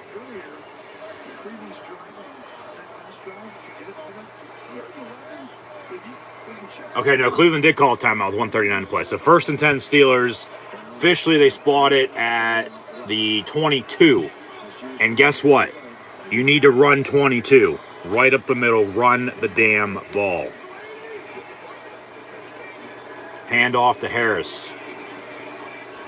Timeout Cleveland with 1:33. And it'll be 2nd down and about 11-12. The Jets are storming back. Here's an update. They take the lead over the Bengals at home, 34-31 with 3.5 to play. Wow. Pittsburgh really can take a few kneel downs here. Cleveland can't stop the clock. You just got to be careful. You gotta work it right on the money. Take a knee here on 2nd and 11. Drain it to 133 and 40. Would be 57 or 53. And on 3rd down, just wait till it gets under 40 seconds and snap it and take another kneel down and ball game. You don't even need to run play. Snap it and take a knee. They're going to run it. Run 22. Okay, that's fine. Run Harris. But now you run the clock. It'll be 3rd and 10. And they can get it down to what? Under 50 seconds. And then, yeah, I thought they should have took a kneel right there. No. You definitely don't kick it now, no. Hell, take a timeout of your own. Take a timeout. Take a delay of game. They snap with 1 second at 50. Okay, handoff 22 to Harris. He gets to the 20. There's a 5-second differential between the play clock and the game clock. Snap it on 4th and 8 and just run around in the backfield. That's all you have to do. Take it down to 5 seconds. Call your timeout on 4th and 8. Snap it and then just run around in the backfield. And then if you want to heave it with no time left, okay, so be it. Just make sure they don't return a 100-yard pick six for a touchdown to win it that way. Yeah. They're going to take a timeout with 5 seconds. And then you're just going to run around the backfield and heave it. And the Steelers are going to beat the Browns 15-10. They snap it. Run around. Okay, we got a whistle for a flag. What we got? A false start? And the refs have their mic on, but yeah, the Steelers, I thought were going to call a timeout. They don't. Got a false start. False start. No 10-second runoff. So they're going to put 6 seconds back on the clock. Yeah, there's no 10-second runoff in this situation. And clock's going to start on the snap. We're going to get bonus coverage of the Bengals and Jets. Did Tennessee Indy already go final? Must have. 4th and 13 for the Steelers from the 25, but they're up 5 with 6 seconds to play. Just run around and then heave it. That's all you have to do. Run near side. Now throw. 3, 2, 1. Incomplete. Game's over. Steelers win it 15-10 over the Cleveland Browns. 4-3 to end October. 3-game winning streak after a 3-game losing streak to start 1-3. They're 4-3. Browns fall to 4-4. 15-10 is your final score, with the Steelers defeating the Browns on the road here on this Halloween afternoon. We're going to get bonus coverage, just as we have right now on Fox, following Eagles-Lions. It is San Fran and Chicago. Following Pittsburgh, Cleveland, we got Cincinnati and the New York Jets now. Yeah, Tennessee Indy must have gone final. We'll check in on some scores. We'll preview next week in college football along with the NFL as well, so stay tuned. But we got some bonus coverage. The 49ers are going to beat the Bears, so we'll have kick with the Bucks and Saints coming up shortly. Got 3 minutes to play here with the Jets leading the Bengals 34-31. Cincinnati football. Final scores with the Steelers just defeating the Browns 15-10. The Panthers also defeated the Falcons 19-13. Eagles 44-6, of course, over the Lions. Rams defeated the Texans 38-22. That was 31-0 at one point in time. So Houston did, in fact, come back. I don't know why we're not getting bonus coverage of Titans-Colts. That's tied at 24 with a minute to play. This has a couple minutes to play. Bengals trail by 3, 34-31. Also, Buffalo leads Miami right now, 20-11. 49ers beat the Bears officially 33-22.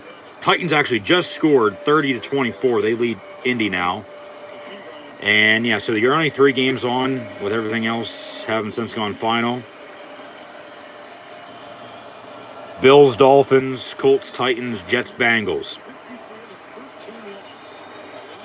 With the Bills 20-11 over Miami, Tennessee 30-24, pending extra point over Indy, and the Jets 34-31 over the Bengals. New England, LA, with the Patriots and Chargers just kicked off 0 apiece as they begin out in Southern California.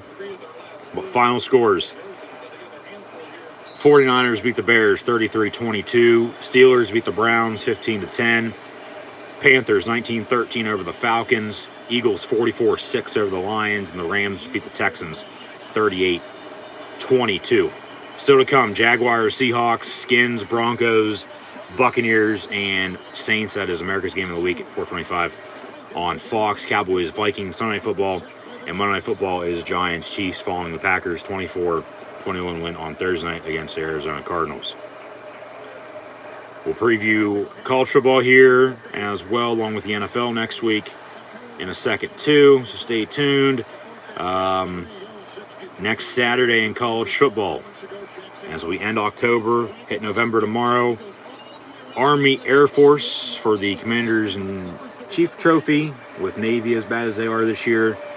Army Air Force next Saturday.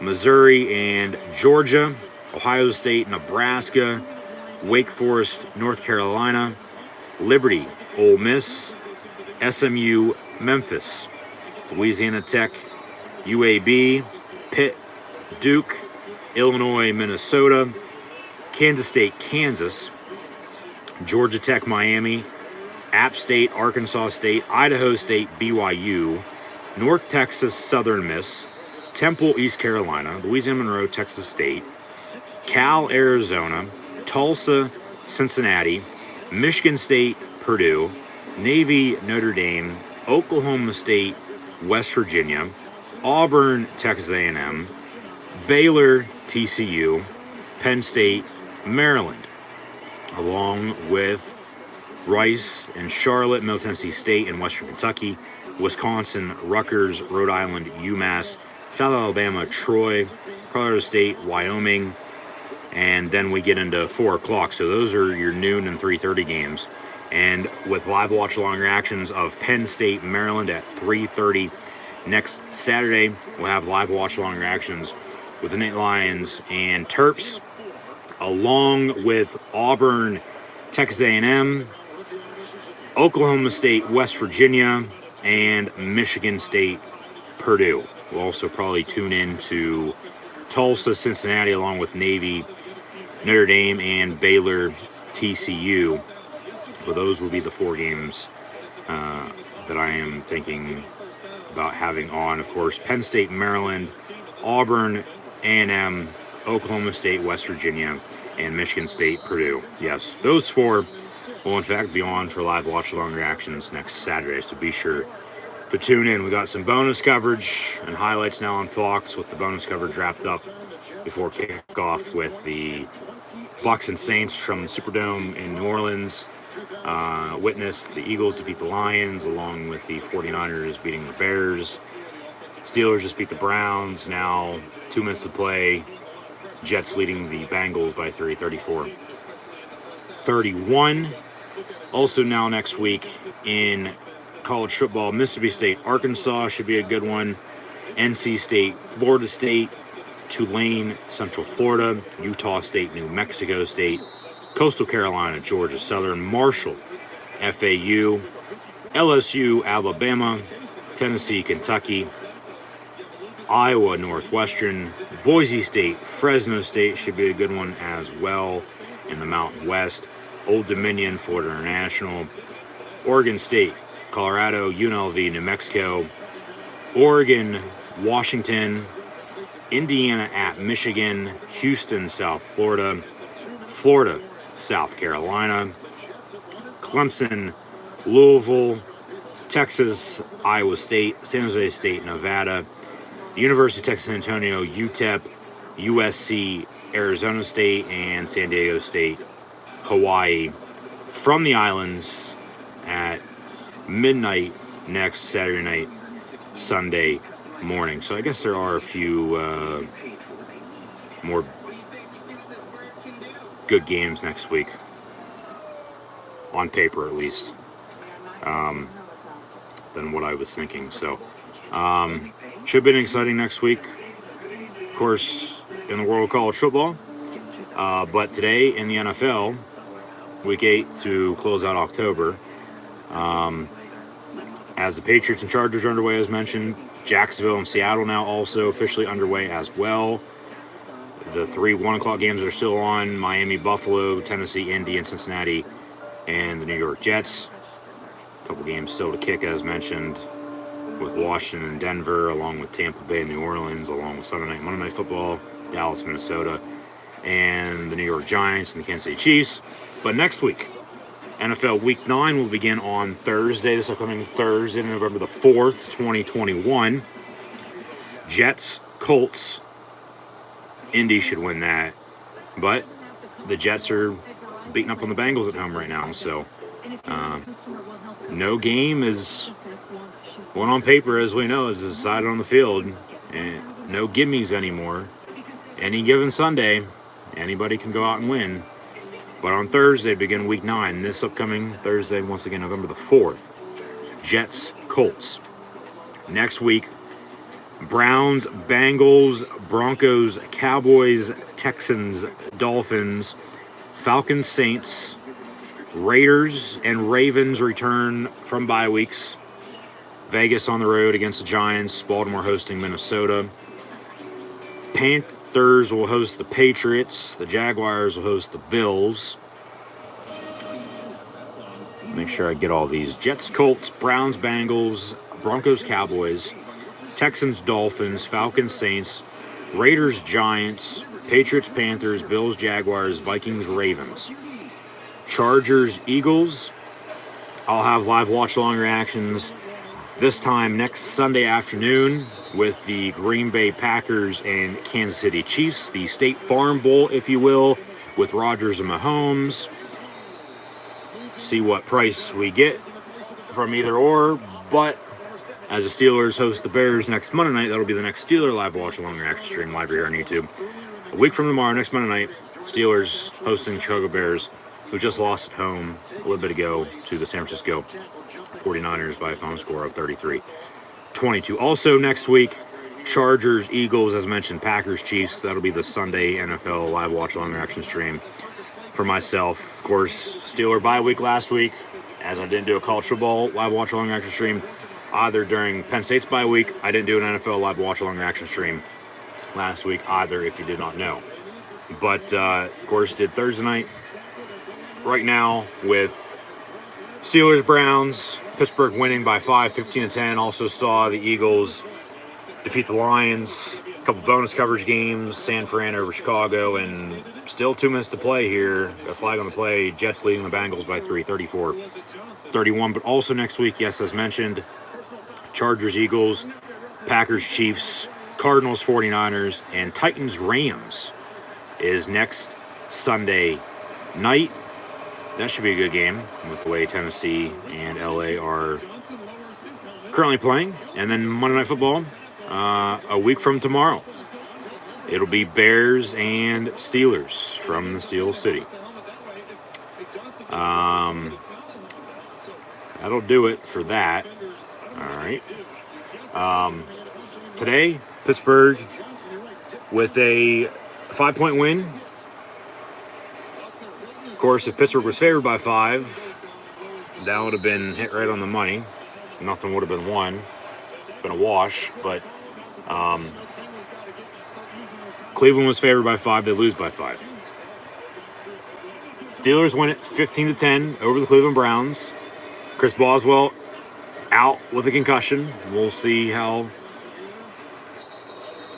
he is moving forward. NFL trade deadline on Tuesday. Keep in mind, the NFL trade deadline is Tuesday. See if anybody makes any moves or not, but we'll see. But in the end today, Steeler defense played extremely well as always. Got a late turnover to give the ball back, but they make another stand afterwards anyway, and then they run the clock out. They ran the clock out because they were able to finally run the football this afternoon, as Najee Harris finished 26 carries for 91 yards rushing and a touchdown. Also in the backfield, he caught 3 catches for 29 receiving yards, so had over 100 all-purpose. I thought, as I mentioned earlier, he keeps it up, he's going to have over 100 yards rushing. 9 short, but the Steelers still get the win, and that's all that matters. It's not a single player. There's no I in team. It's not a singular, whether it's a player or a coach calling this play call, or because coach players play. Winning games. It's a team effort.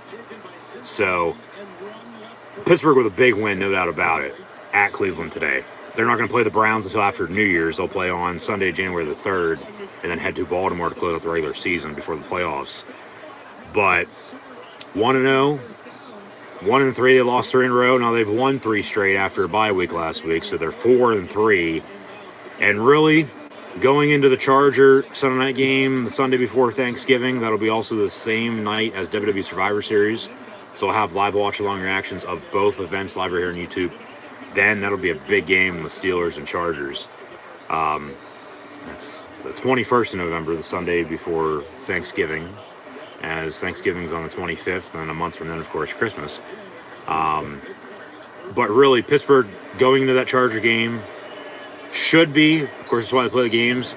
They got the Bears and the Lions in a 2-game homestand coming up next before they hit the road twice before December hits, and then it's home away, close out the year. They should be 6-3 going into the Charger game.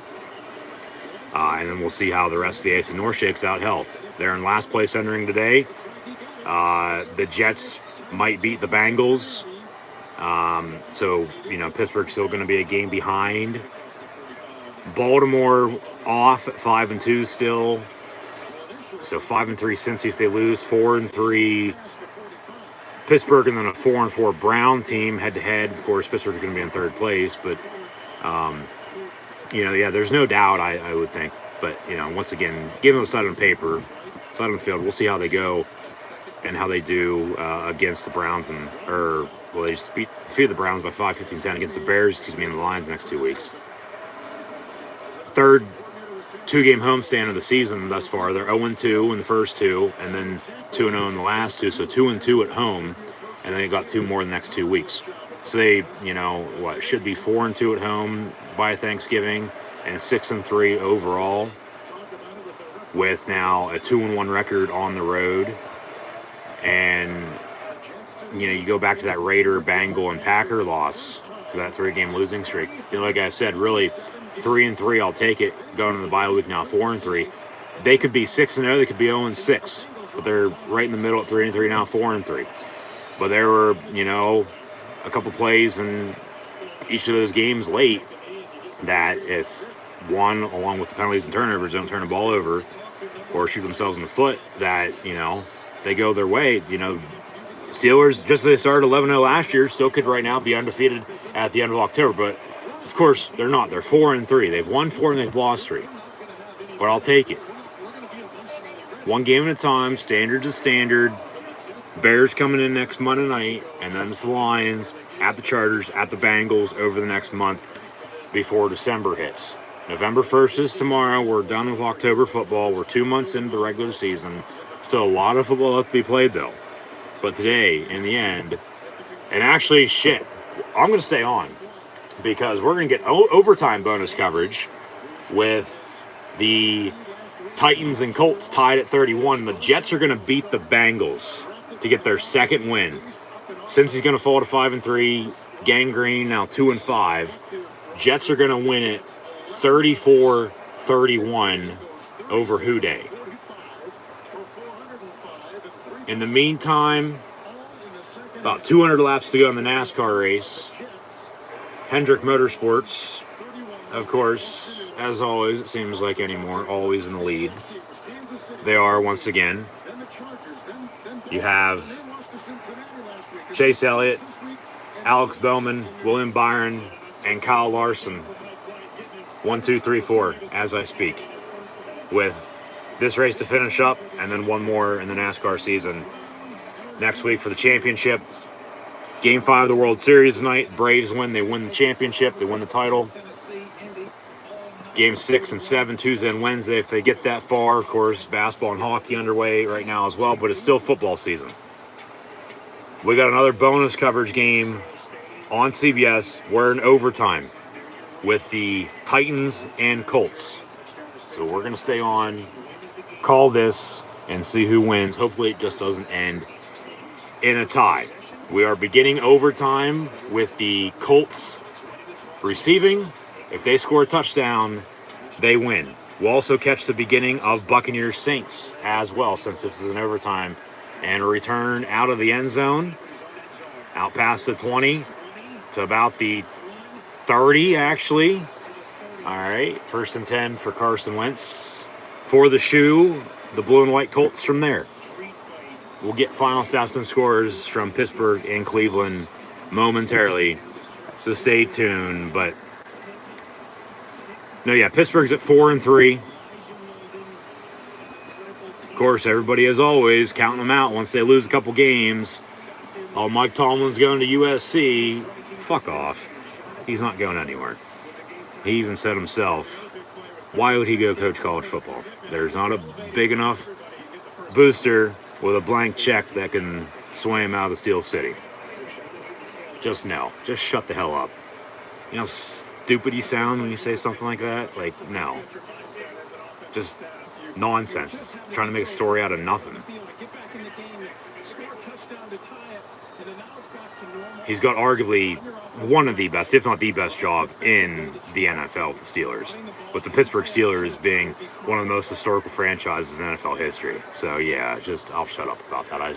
I said my piece about that earlier, but 2nd and 6 after a 4-yard gain from the 34. Wentz under center, right to left, across shelving screen, going to fake the give, play action, roll out near side, throws it on a little bit of a shuffle. It's incomplete. Time for Jonathan Taylor. So 3rd down and 6 after the incompletion.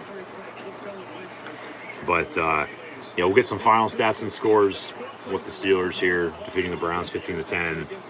And then we'll sign off. And then I hope to see everybody, of course, next week for college football and NFL live watch along reactions with Penn State, Maryland, Packers, Chiefs, and Bears, Steelers. Keep an eye out for professional wrestling videos as well. Be uploaded on the channel. Keep an eye out for those.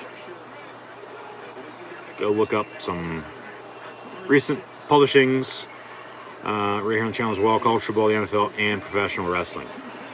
3rd and 6. Deep ball incomplete, intended for Zach Pascal.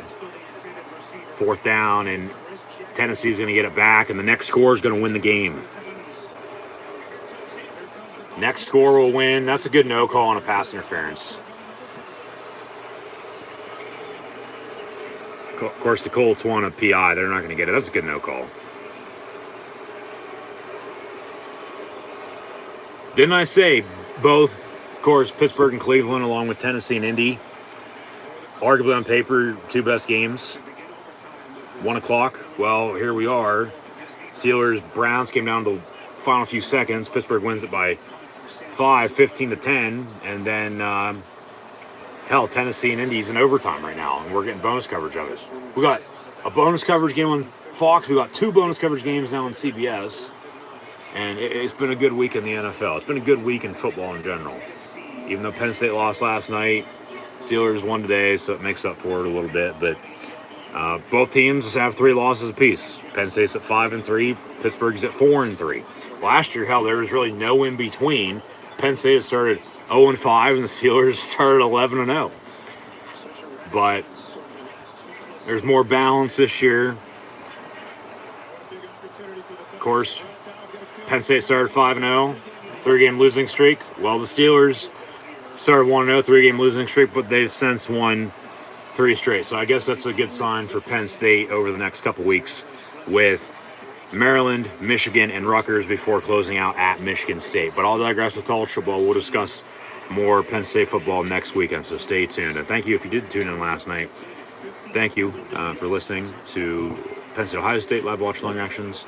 And then thank you, of course, for tuning in today as well for NFL live watch long reactions with the Steelers and Browns. And then we saw also Eagles Lions with bonus coverage of the 49ers, Bears, Bengals, and Jets. Now with Titans, Colts, with the Buccaneers, Saints about to kick off with Brady and former Buccaneer number 1 overall pick back in 2015. Number 2 was Marcus Mariota, Tennessee. He's now in Vegas with the Silver and Black Raiders.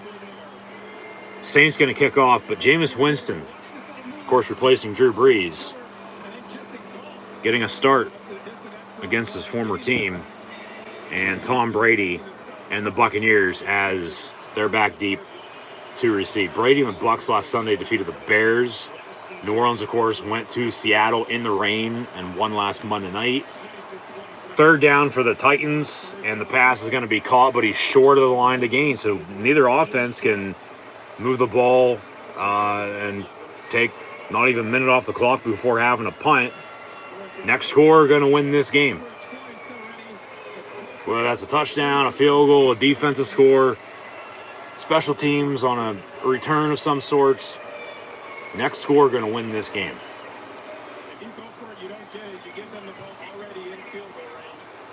Brady 1st and 10, handoff to Lenny as Leonard Fournette loses the yard. It'll be 2nd down and 11.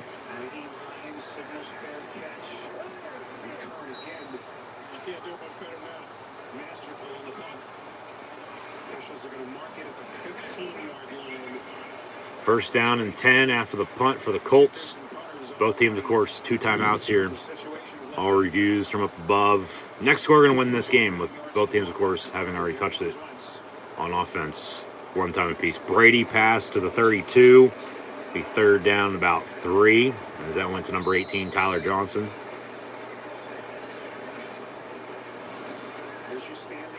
Brady and the Bucs went to New Orleans week 1 last year and lost. But then on a Sunday night, defeated the Saints. And then also defeated the Saints in the playoffs this past January in the divisional round before winning the Super Bowl. As they sit at 6-1, their only loss at the Rams. Incomplete, 3 and out for Brady and the Bucs, and Jameis Winston and New Orleans is going to get it. Incomplete by Wentz, 2nd down.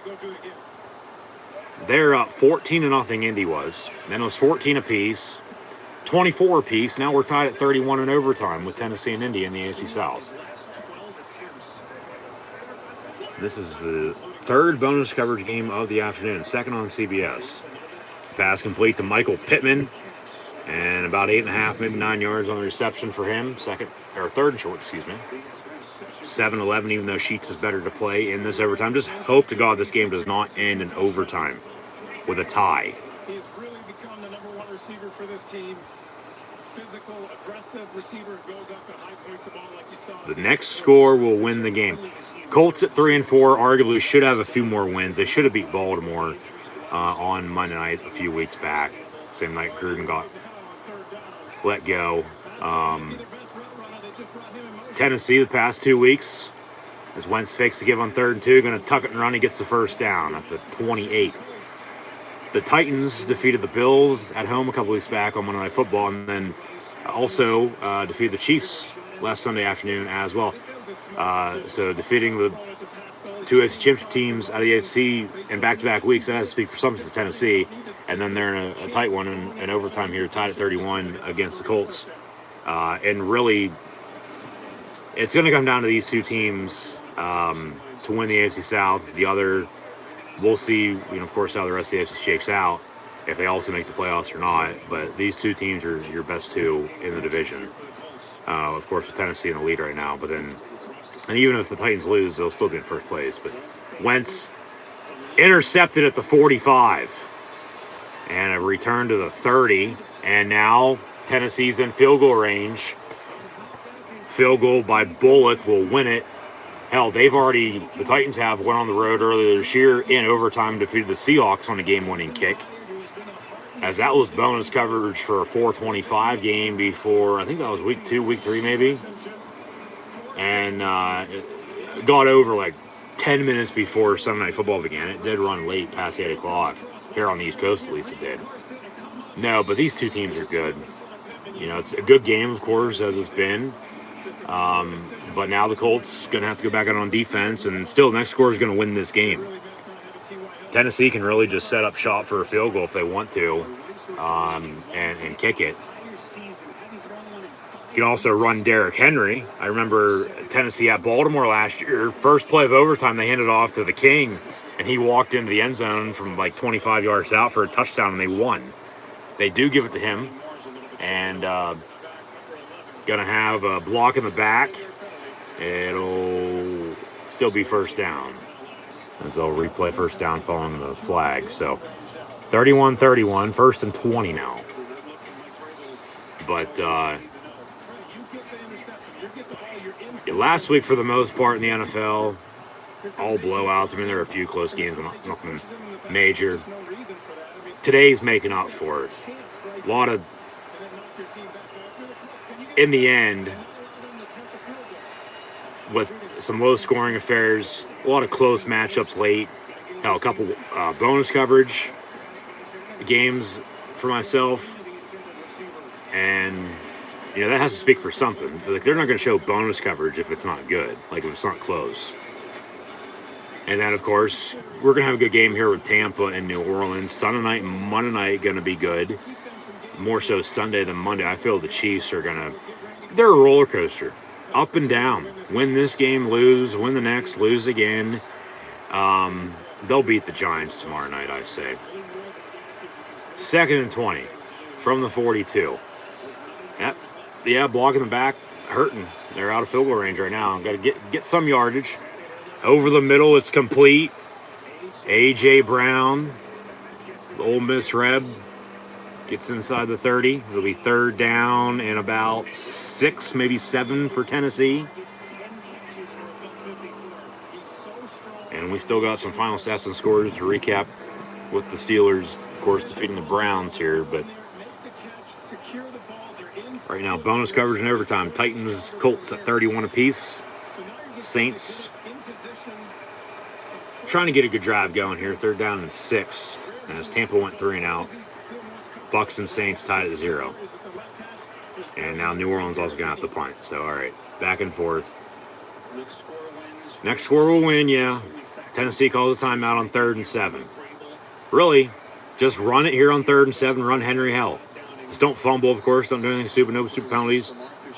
Get Bullock and field range. I mean, hell, you already are. Just give them a little bit closer, kick it, and win it. And there's the highlight. That was week 2, okay. Back on the 19th of September, a little over a month ago. Yeah, they went to the Jets as well and played in overtime. Forgot about that one. They lost that game.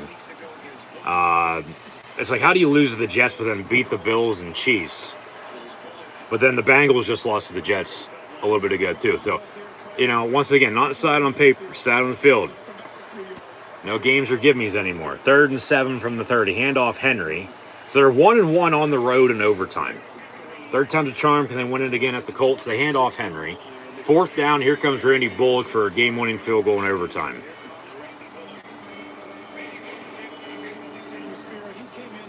He is under pressure with Indy having 2 timeouts. They can ice him. This is going to be officially from 45 yards. With everybody's favorite number to play in OT, 420. As mentioned, I just hope this game doesn't end in a tie. Frank Reich, I would think, is going to ice them. They do. There's 1 timeout. And this is going to be for the win. If Tennessee wins, they get to 6-2. Indy will fall to 3-5. Schedule ahead, for everybody. Yeah, there's going to be a couple more big games every week, as there always is. But, that's why the games are played. Like I said yesterday, if everybody could predict the outcomes of these games, everybody would have their favorite team win every possible game they possibly could, win after win after win, and, everybody would be having championship parties left and right, celebrating this, celebrating that. 45-yard field goal in overtime for the win for the Titans at the Colts, and the kick's up and good. Tennessee wins it 34-31 over Indianapolis. They have now won 3 in a row. The Titans have over the Bills, the Chiefs, and the Colts. Great game. I only got to see the overtime to it with bonus coverage. But what a week it's been in the NFL, with some more games, of course, still to be played. We'll update some scores from games currently on this 4 o'clock window now.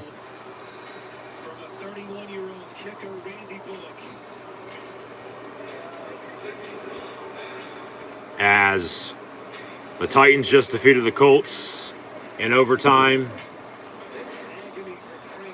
34-31 your final score. 19-13 the Panthers beat the Falcons. The Bills beat the Dolphins as expected, 26-11. 33-22 Niners over the Bears. Steelers, of course, won 15-10 over the Browns. We'll get stats and scores. Wrap that up here in a second, so stay tuned. Eagles also beat the Lions, as mentioned, 44-6. Jets 34-31 as well in regulation, defeating the Bengals. And then Rams 38-22 over the Texans. Sunday Night Football is Cowboys-Vikings. Monday Night Football tomorrow night, Giants, Chiefs.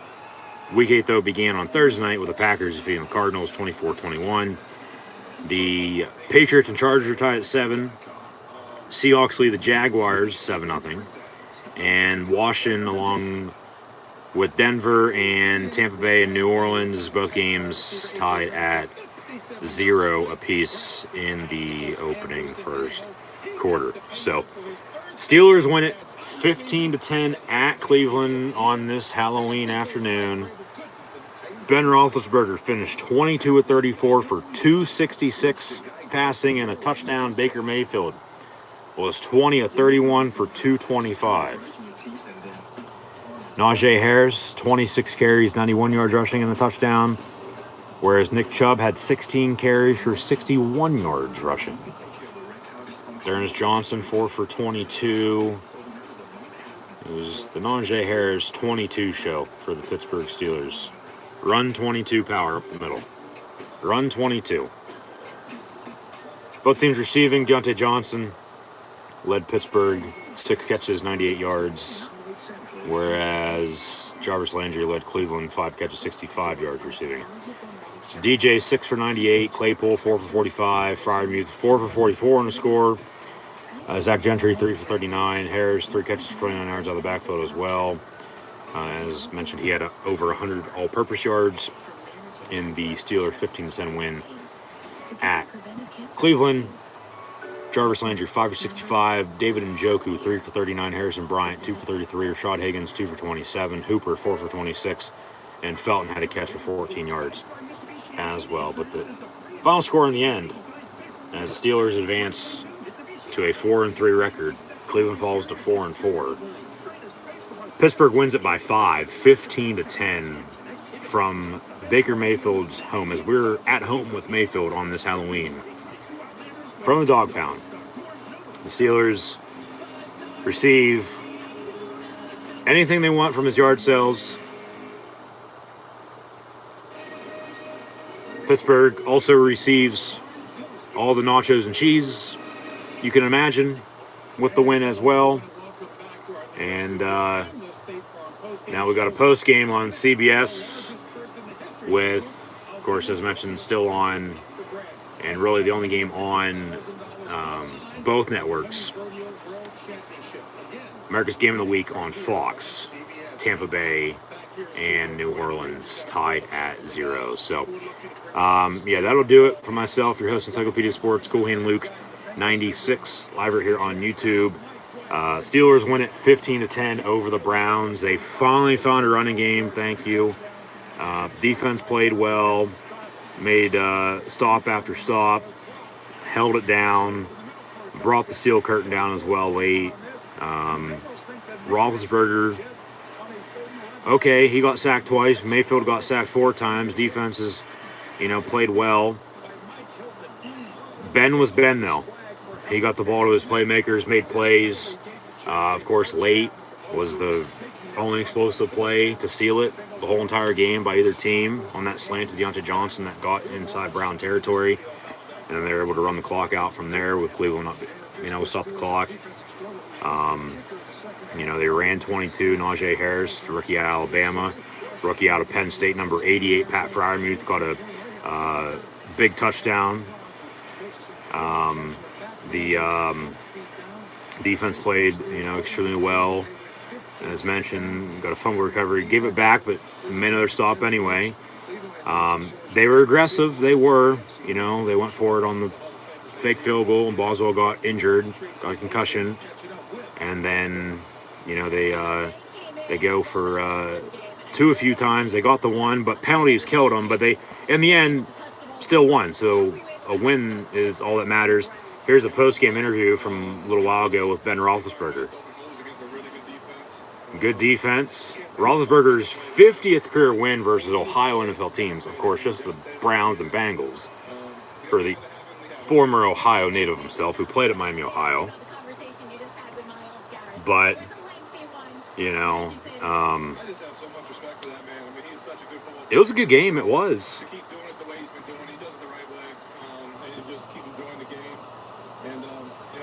At least Myles Garrett didn't hit anybody over the head with a helmet tonight. Maybe that's how Boswell got his concussion on the sideline after he took that shot he took. No, all jokes aside. Good game. Yeah, Baltimore is at the top of the AFC North. They had a bye. Cincy loses, who they lost to last week. So Baltimore's 5-2. Cincy's at 5-3 in second place. The Steelers are in third place at 4-3, and with the head-to-head with Pittsburgh over Cleveland, the Browns are in last at 4-4. But there's still a lot of football to be played. It's not even November yet. That's tomorrow. Today's Halloween. November 1st is tomorrow. Still got a good 2.5, 3 months of regular season football to be played. More so 2.5, and then the playoffs begin mid-January. And then Super Bowl 56 will be Valentine's Day weekend, Sunday, February the 13th on NBC, ongoing with the Winter Olympics from SoFi Stadium in Southern California, out in Inglewood, Los Angeles.